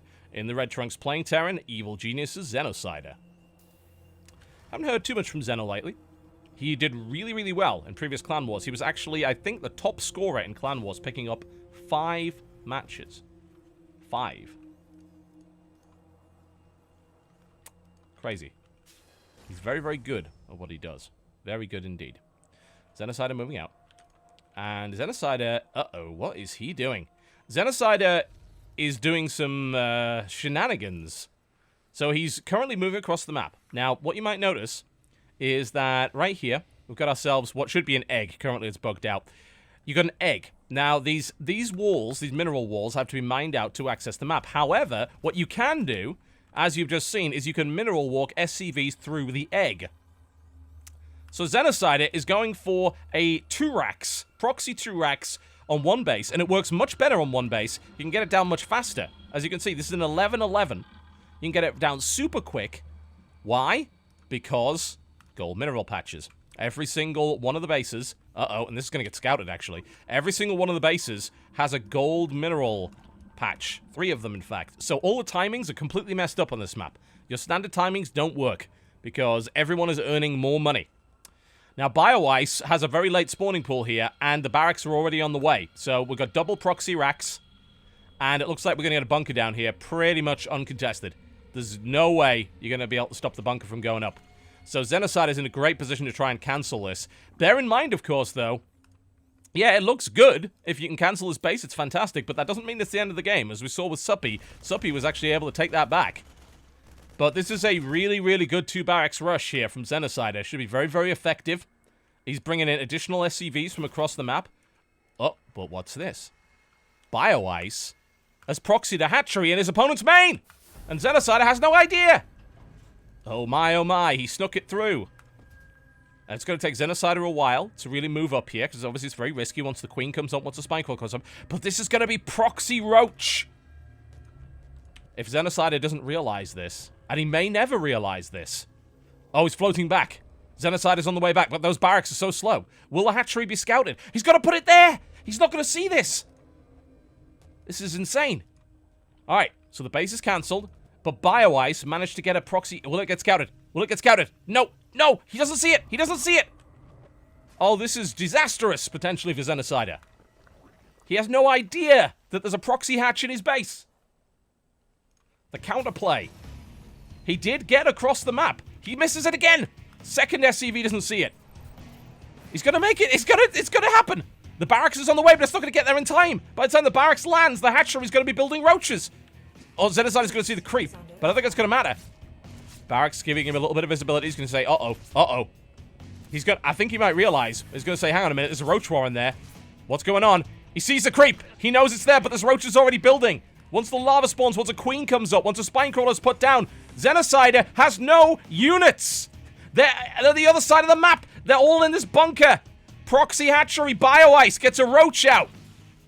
And suddenly the roach is on the attack, a queen is on the way, BioIce has his base in his opponent's base! And he's now killing workers! A second roach is out! Xenocider! Oh no, he's gonna lose the marine fort, even gets a shot off! Bunker tries to go up, it gets cancelled! Queen is up! There's the injection, this is it! This is the nail in the coffin for Xenocider! Xenocider just got counter-cheesed! Xenocide is dead! Surely! He can't recover from this position! He's dead! I mean, there's another... Once this round of lava comes out, it's gonna be 7 more roaches, that's it! Xenocide just got completely counter-cheesed. In every way, a single drone wins the game here for BioIce by the looks of it. Unless Xenocide can hold the lower ground. We might see that. We might. BioIce may take over the main base of Xenocider, but Xenocider says, I've got another base. It's fine. Uh-oh. Oh, man, if he'd fixed that command center up, that would have been amazing. But he's going to have to cancel that now. There's no way that's going to finish. The problem is all the supply depots are going to die. We're going to see Xenocider completely supply blocked. It's currently 43 supply versus 19. Oh, man. What a cheese. What a great cheese that is. Now, of course, there is a bunker here. So Xenocider is starting to reinforce. The barracks is just covered in creep. It's just ridiculous. I don't know why he's building there. He should lift that barracks up and put it down where it's safe. Now the roaches are going to break this bunker, and then they're going to kill everyone inside it. So this is a difficult position. He's going to be able to get this command center out, though. So if Xenocider can trap his opponent in his main and expand out with his other base and move it here, for instance, he might be able to pull this back. Because bear in mind, the roaches can't get across the map yet. They will be able to. If he kills the Zerg Cocoon, which has 10 armor, it takes ages to do this. But BioIce suddenly realizes he can't get across the map. You can bug a few units through this, but that's about it. BioIce is like, how do I get through? There is no way. There's no way through without mining this out. So, Xenocider is not dead yet. Xenocider is microing against this roach. He gets the surround. He kills another roach. Xenocider is still in the game. He's not dead. He's on 9 SCVs and 3 Marines, but he's not dead, and BioIce can't bring in the units to finish him off. I don't think he realizes. You can attack the Zerg Cocoon. You can actually kill the egg. But I don't think he knows. We had someone kill the egg yesterday. That's something you can do, but I don't think he realizes. He managed to bug a few lings past the egg, but that is really about it. So what we need to see him do is either try and mine that area out or try and destroy the egg. And he's currently doing neither. In the meantime, Bunker's going to die. Yeah, the white thing's broken. It's basically a game heart issue. We're trying to get that fixed. It's actually an egg. with 10 armor and 200 HP. So you can kill it, it just takes a very long time to do it. But getting enough roaches together, they can do the job. So if BioIce had actually realized that he could blow that egg up, then he'd probably be in a much better position, but I don't think he knows. BioIce continues to spread out, though. He doesn't want to lose this game from this position. He's in a good spot. He has his opponent's main, but there's a Marauder out in the field now. So BioIce's roaches have been sent packing. He's going to try and spread some creep down there, and he can do that very safely. He could get some creep out to the edge here and spread it into his opponent's base. It's going to give him a lot of mobility here. BioIce is trying to find a way around here, and he does. He breaks the rocks, and he's going to find a way to the third. There we go. Now he's found his access route. He's managed to break his way through, broke the rocks down. He's going all the way around the side of the map, and he's going to attack that way. Now, his opponent's not prepared for this. There are no bunkers on this side, so these barracks are potentially vulnerable, and of course, this base is very vulnerable indeed. He scouts it. He gets it. He's doing some damage. Xenocide is trying to recover from his position, and of course, his opponent only just got his hatchery up, and he's been mining from 2 bases, but if he loses this base, that would be an absolute disaster. The roaches are around. Here come the forces. There's probably not enough. A Marauder's going to die here. Nope. No, he gets 1 Marauder. Can he get the second? No, he cannot. Yes, he does. There it is. Man, I would have liked to see that rock tower collapse. That would have been very helpful for the defense, but Xenocide coming in, pushing the roaches back. He doesn't want to lose that base. He absolutely does not want to lose that base. He needs it. All right, fights in again, and he's going to kill the remaining roaches. He's going to get 1 more. Maybe he can pick this last one off. It's on 2 hit points. Nope, he doesn't have to... Oh, he gets it. Nice grab. And now he engages against the remaining roach and kills it. Nice moves there by Xenocide. So currently he's still alive. I don't know how, but he's still in the game. Admittedly, if he lets his orbital burn down, there we go. He's repairing it now. Thank God. So what does BioIce do from here? Well, BioIce is building Banelings. It looks like he's going to attempt to do a Baneling bust down the ramp here. BioIce continues to just snipe away at workers, just doing economic damage to his opponent, but his economy is pretty weak as well. So BioIce is going to have to work on that himself. He's moving more Lings around the side here. He's looking to do yet more damage. He realized he can't go that way. He cannot. Pathing, you cannot go that way. Yes, that is the shortest route, but you cannot go that way. You have to manually path. You can bug a few units past it, but this is the way. So that's maybe a pathing issue we need to resolve on this map. The queen is going to die! That's unfortunate. Losing the queen is not good. He could have really used that. More creep spreading is always good here. The Lings are on the way, though. And there's no defense. Marines now moving into position. They're going to try and hold this off. Big Ling run by right in. Can he get this around? Does he have enough Lings to actually fight this? I think he does. With the SCV support, though, no, he does not. And BioIce is driven back once again. What? Really having some pathing problems here. You either have to destroy that egg, or you have to mine those areas out. Otherwise, this will not work. Roaches on the top of the ramp. I'd like to see BioIce long-distance mine to this base. I think that would be fantastic. Absolutely wonderful. Xenocide is holding on to these 2 bases. He's getting back in this game. The supply count is starting to even out. Xenocide, after looking to be completely dead, managed to fortify the bottom of the ramp and get his command center out of there. Looks like we're going to see 1 dead supply depot here. Maybe a lot of dead Lings as well. Banelings now moving in. Can he get this around? He looks for it. He's getting this around. The Banelings are moving in. Nice splits by Xenocide. But he does eat it. Takes a lot of damage. There's like 1 Baneling left. There's the detonation. And Xenocide comes out on top of that fight. If you can believe it. And BioIce's attempted reinforcements are consistently trying to make their way through here, and they're not able to get there. So we're consistently seeing him just kind of trying to path units around, but he has to path around manually unless he destroys that egg or mines those minerals out. He doesn't seem to have realized that yet. I think he's just kind of on autopilot at this point. There's the surround, but Xenocide now has... Oh my god. He's still doing it. Really needs to sort that out. He's trying to do some damage. Gets a surround. Kills a few Marines off here, but takes some big shots from the Hellion. Loses yet more units. And BioIce's engagements continue to be inefficient. His reinforcements continue to get stuck. He doesn't bring them around the side properly. And he's engaging with like half his army at all times, which is giving Xenocide the chance to get back into the game. More gas being taken up, another hatchery taken, and a 3rd base. BioIce is probably just going to mine this area out now. He realizes that's the way around. Alright, Xenocide looking for the drop. Looks like that was spotted, so Lings are now moving back. Or maybe it wasn't. Maybe it wasn't spotted. You should see that coming across the map, really. Yeah, he's got vision on it, but he only just saw it there briefly. Does he have the defense to deal with this drop? Probably not. He's getting a lot of Lings. Like, he really wants to bust this. And he has the firepower for it this time, I think. That command center is going to take damage, and finally, a big flood of Ling and Baneling moves in. I think Xenocide is going to have to evacuate. I don't think he stays here. In the meantime, the drop comes down, and it's going to do some damage. But here come the Banelings. He gets some connections. He evacuates most of his SCVs and moves them out. But this 3rd base is now under threat. 10 workers killed, and more Lings now streaming into the natural here. There's very little defense. Is there enough defense to make this work? He's dropping them right into the middle of a bunch of Lings. Drop was cleaned up as well, and Bio Ice looks like he might finally have it. Oh, a huge detonation! Absolutely massive. Xenocider's army just melted. That might be it here for the Terran player. He's only got one Marine left.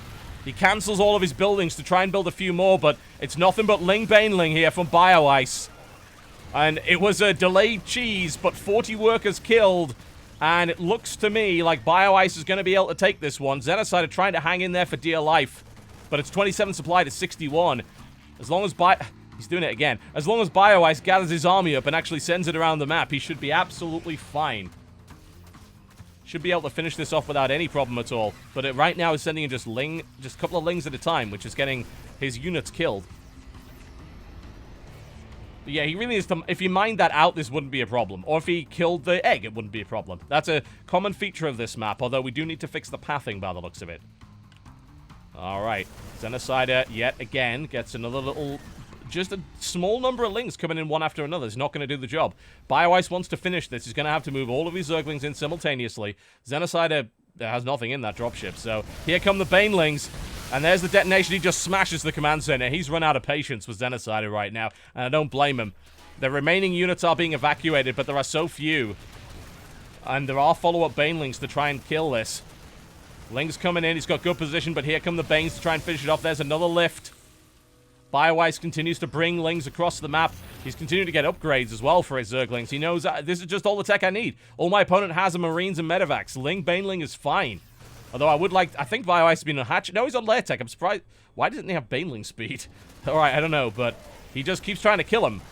He's bleeding out currently against Xenocider's forces, who are trying to hold on. I mean, you got to give credit to where it's due. He is doing an incredible job of holding off these wave after wave after wave of Lings. Like, efficiency-wise, he's playing pretty well, but Xenocider goes for a counter drop, but now he's up against a 3-base Zerg player. I don't know if it's going to do the job. If Xenocider pulls back from this position, it's going to be a bloody miracle. It's going to be an absolute miracle if he pulls this off. There's a roach there. Hi! It's been trying to get through the egg for the last 10 minutes. If it had actually just killed the egg, it would have been fine. There's the pickup. Slow Banelings. Now, finally, he builds Baneling speed, realizing he's missing it. An attack comes in from the bottom. Lings move in and kill another command center. Oh, there's the lift, but it's burning down. He needs to repair it, and I don't think he's got the opportunity. Xenocider drops behind. He's going to go for the natural here. There's so many Lings ready to meet him. This is just not going to be enough. And Bio Ice again engaging with just a part of his army, but is now against 2-2 Lings. Against 0-0 Marines. Not a chance. Lings move in. That command center's burned down. Xenocider. Oh, ouch. That's going to be brutal, having one last Ling kill it. He's building a planetary fortress, but I think it's probably about time for Xenocider to tap out. It's 17 supply versus 75. And Bio Ice is about to have Baneling speed, just going to make splitting a hell of a lot harder. Just look at the size of the army here for Bio Ice. Yes, of course the planetary will finish, but just too many units here. Xenocider tries to pick off yet more drones, and he's getting some success with it. He's killing drones. But if he takes even one hit, even losing one Marine here is just a big deal.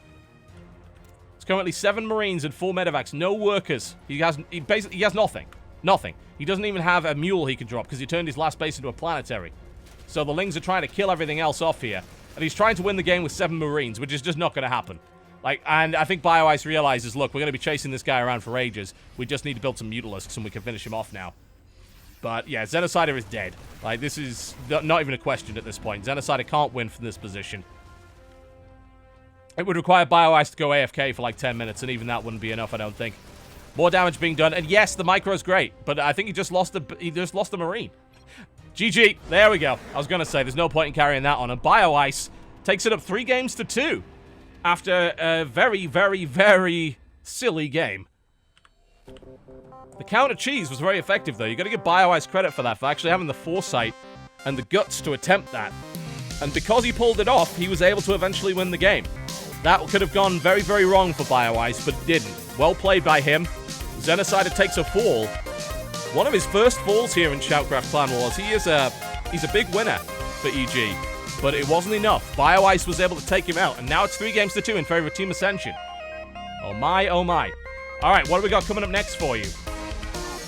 We have had quite the series, haven't we? It's been a little bit crazy. Our last game before the Ace match will be Huck taking on No Regret. Can Huck bring it back and take it to the Ace on Sun Cross? Perhaps he can. We will find out after the break. Alright, ladies and gentlemen, welcome back to SHOUTCraft Clan Wars here on MLG TV. We have currently a situation where Team Ascension is up 3 games to 2 in this best-of-7 Pro League format, and Huck is the one that's going to try and pull it back on Orichalcum.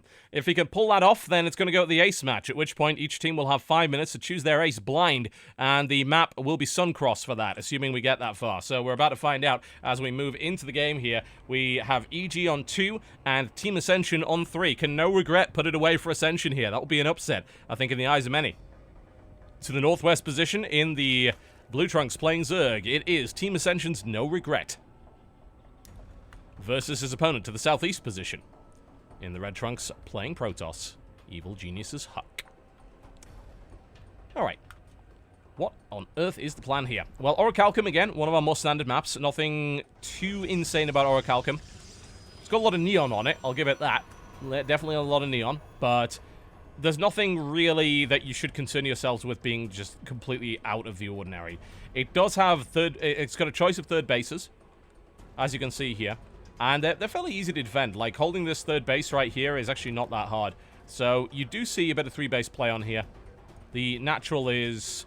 The problem with the natural is that there's a couple of ways into it. You've got this back area here, and then you've got this sort of wide open area and the ramp. So the natural has a lot of attack paths. So that can be a bit of a problem. Bear in mind, though, in order to use the back path, you do have to break down the rocks, which does give you access to this gold base, which can be found into the corner here, and there's also a gold base up to the top there. So we'll see how this goes. Huck opening up pretty standard. Looks like we're going to see Hatch first play here from No Regret, by the looks of it. It's going to go for an expansion. Nothing out of the ordinary with that. Which is unusual to say, really, in this series, because we've had some very out-of-the-ordinary games indeed. Whether it's mostly due to the map mechanics and just the craziness that's been going on there. Frankly, I would be a little bit salty after losing to that proxy hatch as well. Funnily enough, he almost pulled it back. BioIce kind of almost threw it away by simply not moving enough Zerglings in at a time and not breaking down the middle passage and also not eliminating the egg. You can kill that egg, and if you do kill it, then you get an access path through that area. But it doesn't seem like BioIce really realized that.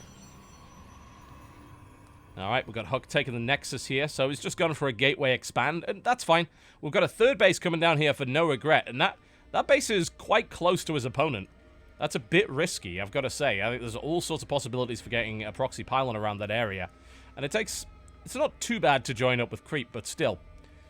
Moving that far away can be a bit of a problem. So, Huck actually misses the third base, but he's going to scout and he's going to see how late the spawning pool is. And as a result, I think he should think about his opponent having a third base at this point. He's going to say, yep, there's no other real reason why my opponent would be this late on his spawning pool, unless he'd built the third hatch, so he needs to figure out where that hatch is, and whether or not he can do anything to it. He might be able to. Don't want the Zerg player to get away with 3 hatch.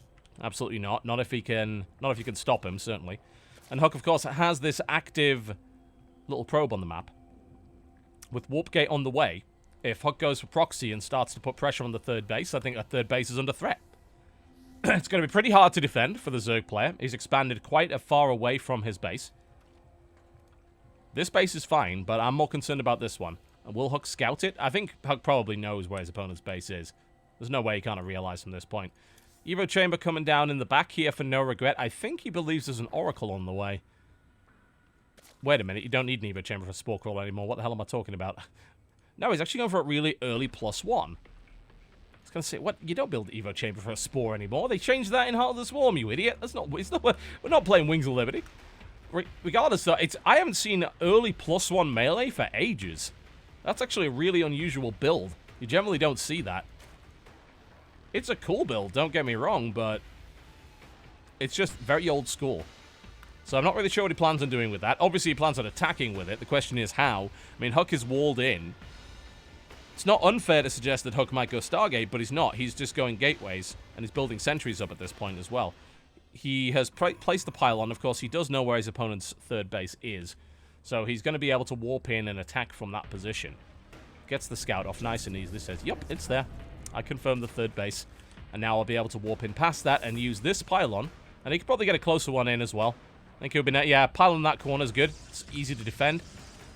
We'll see if No Regret realizes that it's there. Probably not. And even though the backup pylon's there as well, so well, we're gonna have to see No Regret build quite a lot of units here. I'd like to see a spine on the third base. I think that would be nice. I don't think lings are gonna be enough.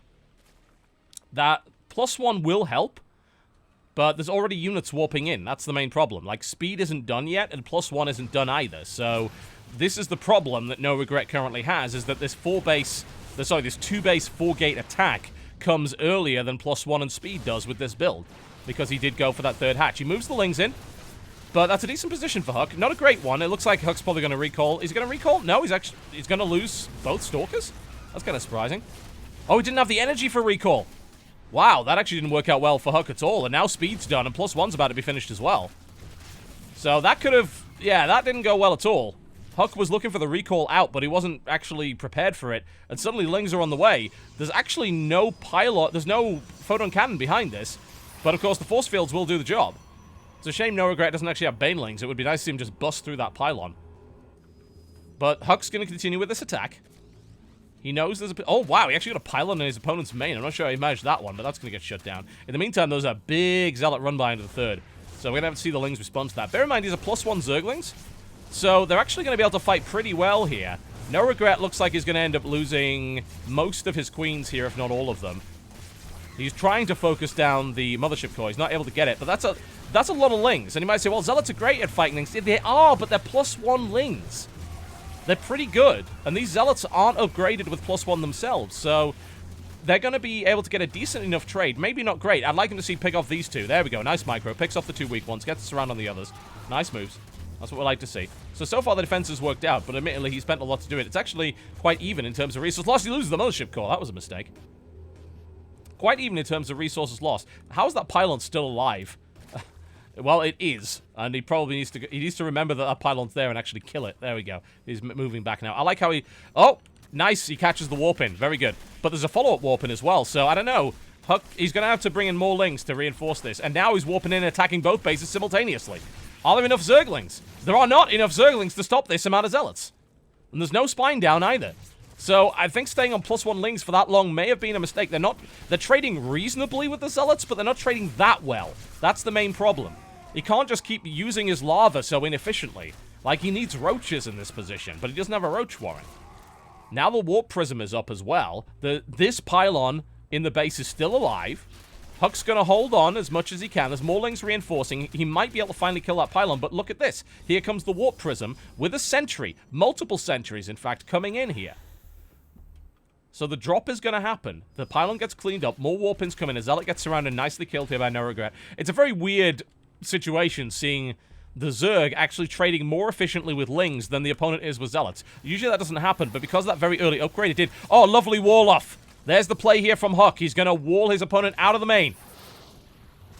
We've seen this tactic used before. It's very effective, and now he gets a Zealot warp in, and suddenly things are getting very, very messy for our Zerg player. Zerg's going to counterattack, but is it going to work? I mean, I don't think he can actually get through here without Banelings. And he doesn't have them. I mean, usually you don't go Bane versus that. Oh, he's on the sentry. He's on the sentry. He kills the sentry. Big deal. We're going to need to see another sentry warped in, but Huck doesn't have one. Huck's warping in multiple Zealots to try and deal with this. No Regret trying to make his way through. So far, it hasn't worked out. There's another sentry up. A couple of lings make their way in. The Hydra Den available here for No Regret. 7 Hydras being built. They might do the job against the Zealots. More drones killed. Huge amounts of damage being done here by Huck. And No Regret is in a big world of hurt right now. He's trying to bust this so he can hit the back. And that might work. He might be able to make that happen. He can actually make his way all the way around the back and attack the natural here. He still has a lot of Zealots, but this main base is basically forfeit. Hydra Den is down. More Hydras have been built. But, I mean, he can hold this base for eternity right now. Without tunneling roaches or without something like Overlord drop, he can hold this base forever. But No Regret is going for the counterattack. He busts down the back rocks. And I don't think Huck's ready for this. He doesn't have sentry energy. No Regret makes his way into the natural. How much damage can No Regret do here? He's going for the main. He's splitting between the two, making sure that Photon Overcharge doesn't do the job.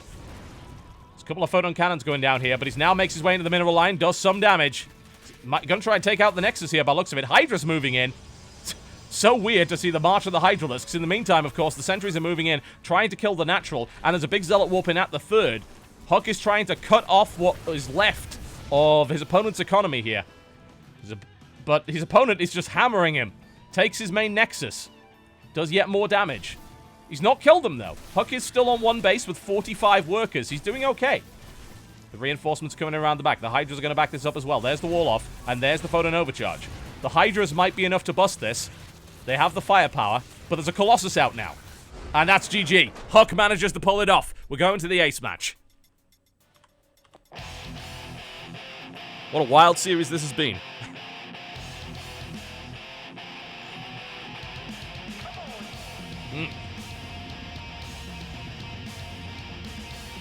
I don't know how to describe that. Again, very wacky game. It's very interesting to see No Regret actually did pretty well for a long time with +1 links.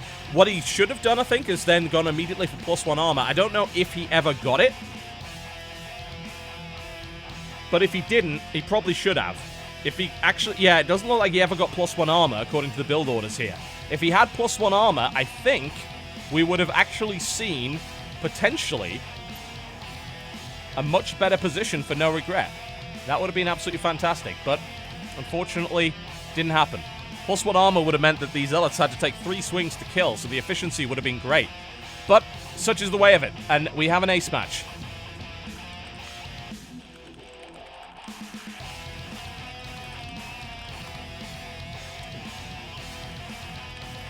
The ace map is going to be taking place on Suncross. We're going to be taking a 5-minute break while our team managers choose their aces, and we'll be right back after this with Game 7. The final game in the series. Alright, ladies and gentlemen, welcome back to SHOUTCraft Clan Wars. We're just waiting for the ace to be picked. Looks like we have our picks indeed. Okay, alright. Yep, we've got our picks. Okay, picks are done. We have Huck versus Kamka on Suncross. We're setting up right now. This is the current score line for those of you who are just tuning in. It's been a very even game. We had Ruff actually win by disqualification. Jadong vanished. So he ended up forfeiting that game. Then Suppy and Xenocide took the 2v2.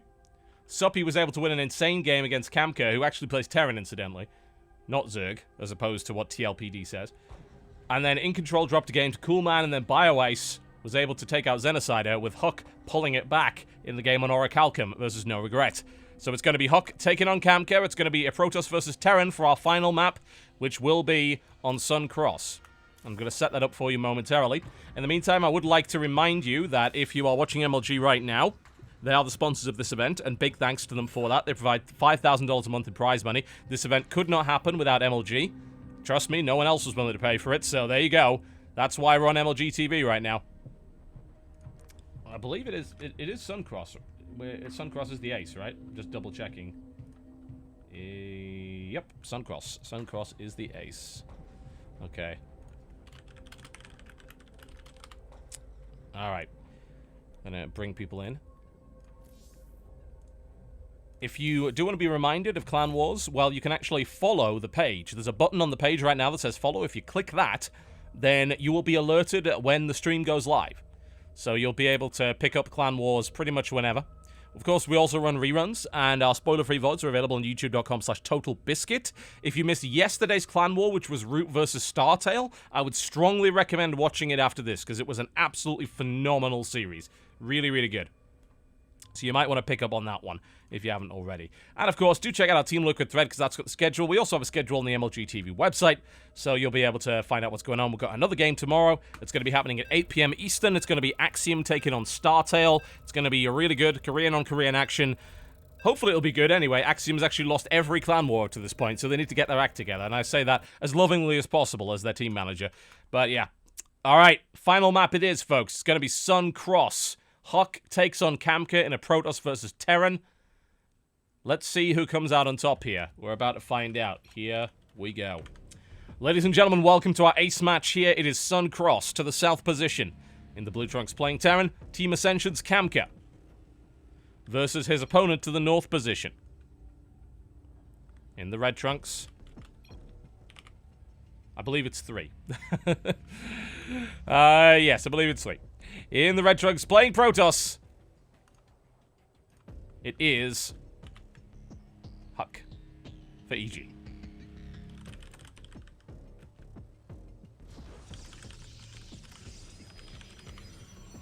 Just making sure they know. Because, of course, these guys didn't have a chance to practice Suncross because they didn't think it would get to the ace. Just making sure that everybody knows it's cross or anything. 3 spawn. Yep, this is a big map. It's 3 spawn, potentially. So they could spawn, I believe, there, or there, if I recall correctly. I'm pretty sure this is not an 8 spawn map. Just keep looking to these. Yeah. If this is an 8 spawn map, I need to go back to my guy and say, what the hell are you doing? Alright, okay. Oh, there we go. Huck with the gateway opening. Let's see what happens for Kamka. So, Kamka not going for a barracks yet. Interesting. He's actually scouted. He looks like he's actually going to go CC first, which is a bit gutsy against Huck, I've got to say. If anyone was going to go for early cheese, it would be Huck. Huck would happily just take you out. Huck is a competitive player at heart. He'll do whatever it takes to win, which is exactly the right thing. Oh, and there's the scout, and Huck's like, you scouted me first. How the hell did you manage that? Well, there you go. He did. He managed to find him.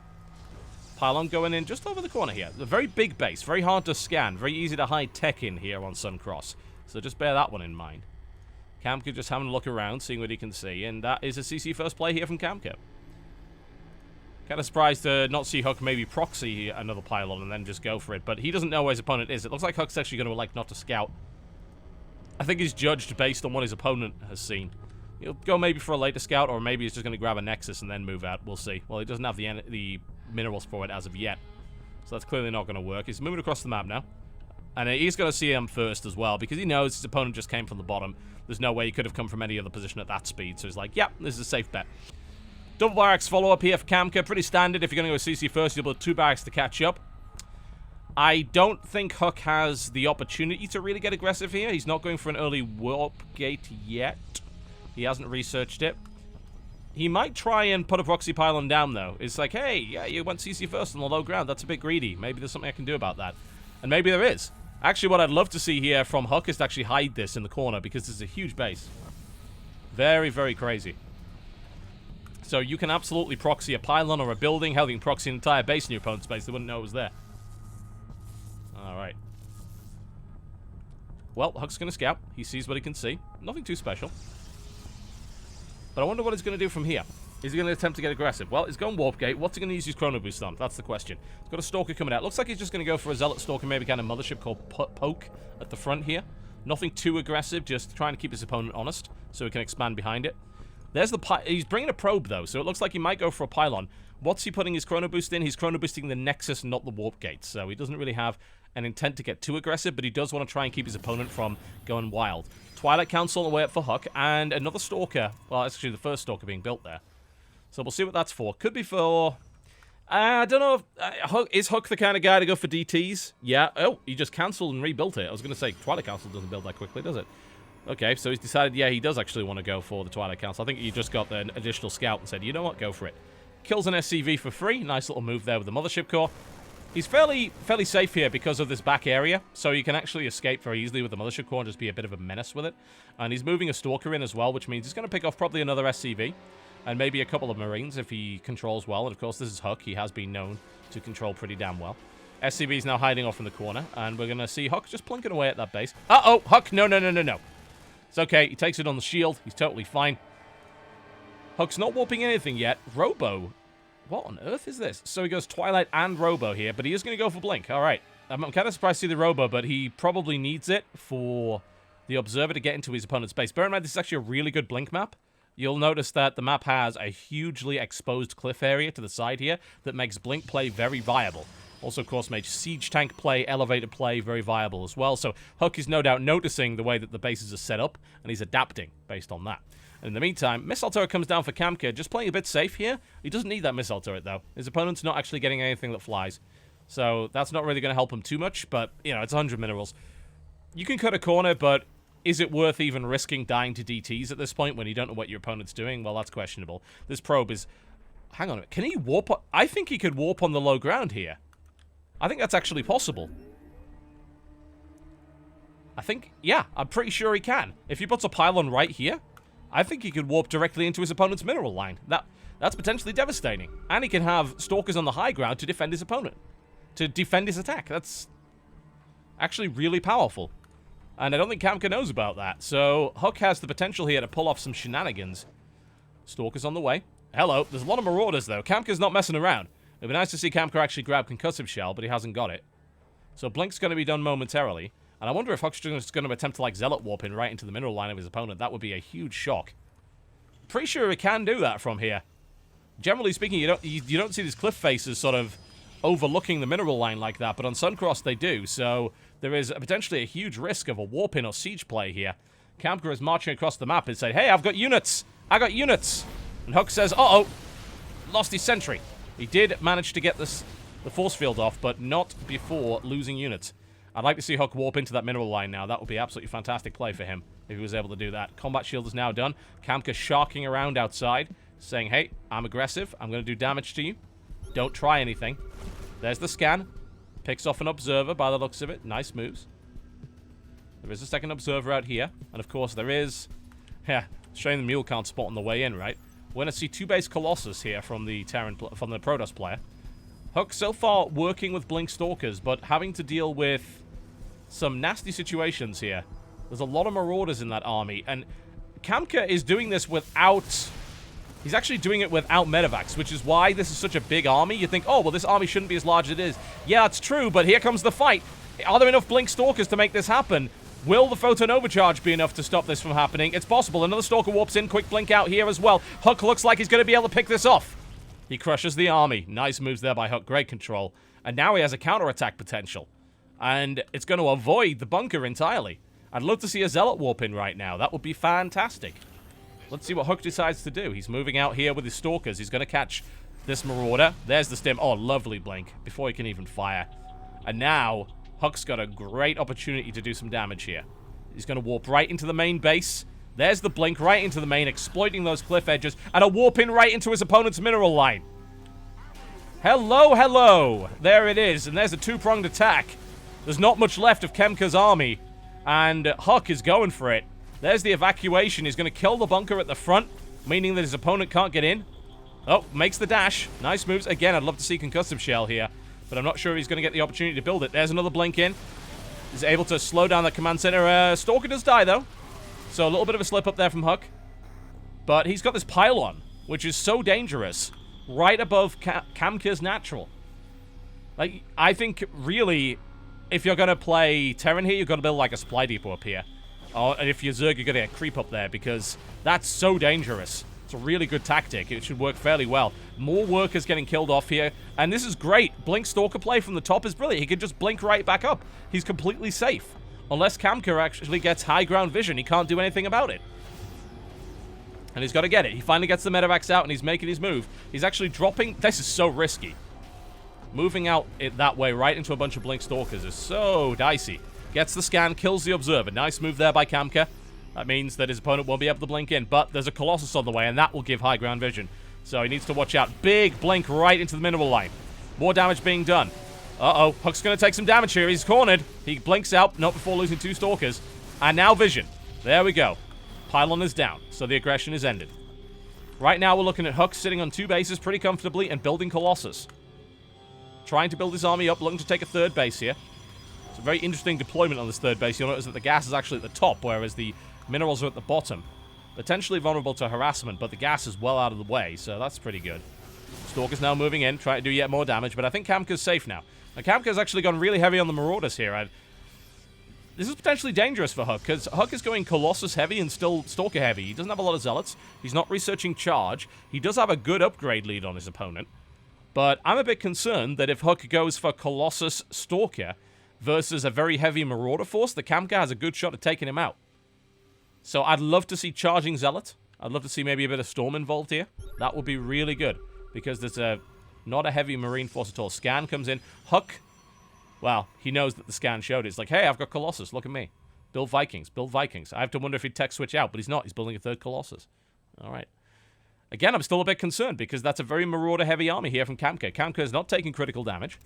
The 3rd base going up for the Protoss player is going to be very helpful. 3 cannons. Wow. Huck is really wanting to protect this area. That's basically undroppable now. That's good. I mean, I guess it's not undroppable. If you put 8 Marauders in there, they'll kill that, but that's a pretty well-defended little base there. And here comes the Blink Stalker force. He's going right round the back. I don't know. I think he's going to lose his Stalkers, though. He might lose one. Maybe he blinks out with the rest. And we've got the Blink Stalkers intercepting this Orbital Command. Uh-oh, it's taking damage. The Orbital Command might go down. 200 HP. 100 HP. The Vikings move in. They're not going to do anything. And the Orbital goes down. Lovely move there by Huck. And a huge mistake there by Kamka, allowing that to happen. That third base would have been a great equalizer here for Kamka, but it's not the case now. That is brutal, losing that command center in such a way. And now the third base is fully established here for the Protoss. He's pumping out a lot of Zealots. He realizes, oh, your army's big Marauder heavy. I need those Zealots. I might need to get charge. In fact, he definitely needs to get charge. That would be great. But he's got, there we go, charge begins. But he's getting 2-2. Huck's in a great position right now. And his opponent is just kind of rallying units out, which is unfortunately resulting in them being obliterated. Zealot guarding to make sure that no third base comes out here. This is a good position for our Protoss player, and Huck's starting to pull ahead now. He's getting Storm, he's getting all the tech he could possibly need. He's on 2-2 right now.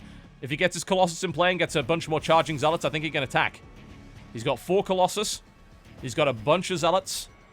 And he's got 2-2 versus his opponent, who is currently only sitting on 1-1. No sign of the 2-2 upgrades here for the Terran. Lots of Vikings, though, but there's a decent amount of Blink Stalkers, so we'll see. I don't know if Huck's going to try and wait for Storm here. He might.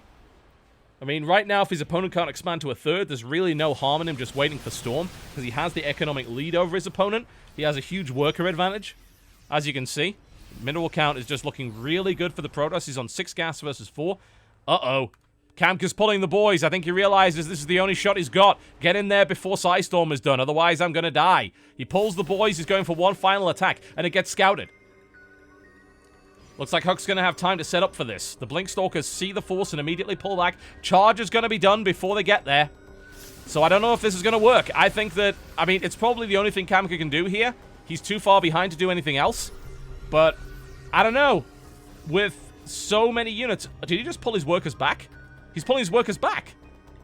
I think it's because he got scouted. And now he's going back to his main base and he's going to try and take a third. It's kind of a fake move out here for Kamka, but I don't think it really helps him that much. It's like, yeah, we're going to fake it out. To what end, though? And now Storm's got to be done. So, Kamka is in a position where he has no ghosts versus Templar with Storm. It's a very, very difficult position for him to be in. Very difficult indeed. He's got so many Vikings, but the Storm transition is in play now. And yes, Kamka can take his third, but his opponent's been on his third for so long, and Huck's maxed. The Protoss player maxed out before the Terran, which is not a common situation. He's going for 3-3. Huck has Templars and drop defense. He has an army that can just go and attack with him. Looks like he's going to do it. He's like, right, I'm maxed out. Let's go. I got 2-2. You got 1-1. I got Storm. You don't. I got a pylon in the corner. You don't. I'm going to warp in from the flank and attack you with charging Zealots. Well, Huck is moving in, and he might have what he needs. He has a huge army here. Kamka's army is big too, don't get me wrong, but I think it might be a little bit too much here. And there's the blink. He picks off one medevac and takes a second. He splits his opponent's army in half. Lovely moves. He doesn't kill the pylon. It's going to die now. There's the Storms going down. More Storms going down on the Vikings. He's trying to kill the Vikings before the Colossus die, and he's able to do it. There's the Blink Stalkers. Kamka was completely out of position. The Vikings are now gone. The Colossus will go down eventually, but nowhere near as quickly as they should. The Vikings are still getting killed here. Colossus move in, and the army of Kamka is decimated. And EG is going to take this series 4-3 after a hard-fought series indeed, and a DQ for their first map. EG's going to nail it with Huck taking both of his maps. Oh, wow. Archon decimates everything, and that's it. Good game, ladies and gentlemen. An evil genius has pulled it out 4-3 here against Team Ascension. Hard-fought victory. Very hard fought, but it did the job. Huck, obviously the MVP here. I think there's no real doubt about that. Wins both of his maps. Really great play there from Huck. Fantastic 2v2 there from Suppy and Xenocider. But a good showing, actually, from Team Ascension. I think if a lot of people expected Ascension to be pushovers, they were completely wrong. Ascension was very close to winning that one. They had opportunities. They got some good maps. They got some good wins. So congratulations to Team Ascension for putting on a really good fight. But big up to Evil Geniuses, who manages to pull this out and grab the win. Alright, folks, we have another clan war tomorrow, because I'm not exhausted enough already. Axiom versus Startail will be your Sunday clan war in the evening at 8 p.m. Eastern Standard Time. That's 5 p.m. on the Pacific West Coast. It's 1 a.m. the next day in the British Isles. It's going to be good. It's going to be Legend taking on Impact and Legacy of the Void. Daisy versus Heart. Hack versus Ryung. Pet versus Soulkey, because we're teaming up with TCM for this clan war. Curious versus Alicia, and Pet and Hack versus Heart and Crank in the 2v2 on Deck 16. Following that up, April the 23rd, that being Thursday, MVP versus Yo Flash Wolves, that's in about 5 days' time, and Axiom versus Root on April the 27th, that's a Monday. Ladies and gentlemen, thank you very much for watching. Congratulations to Evil Geniuses, and a big thanks once again to MLG TV for providing the prize money for this particular event. We'll be back tomorrow, folks. We'll see you next time.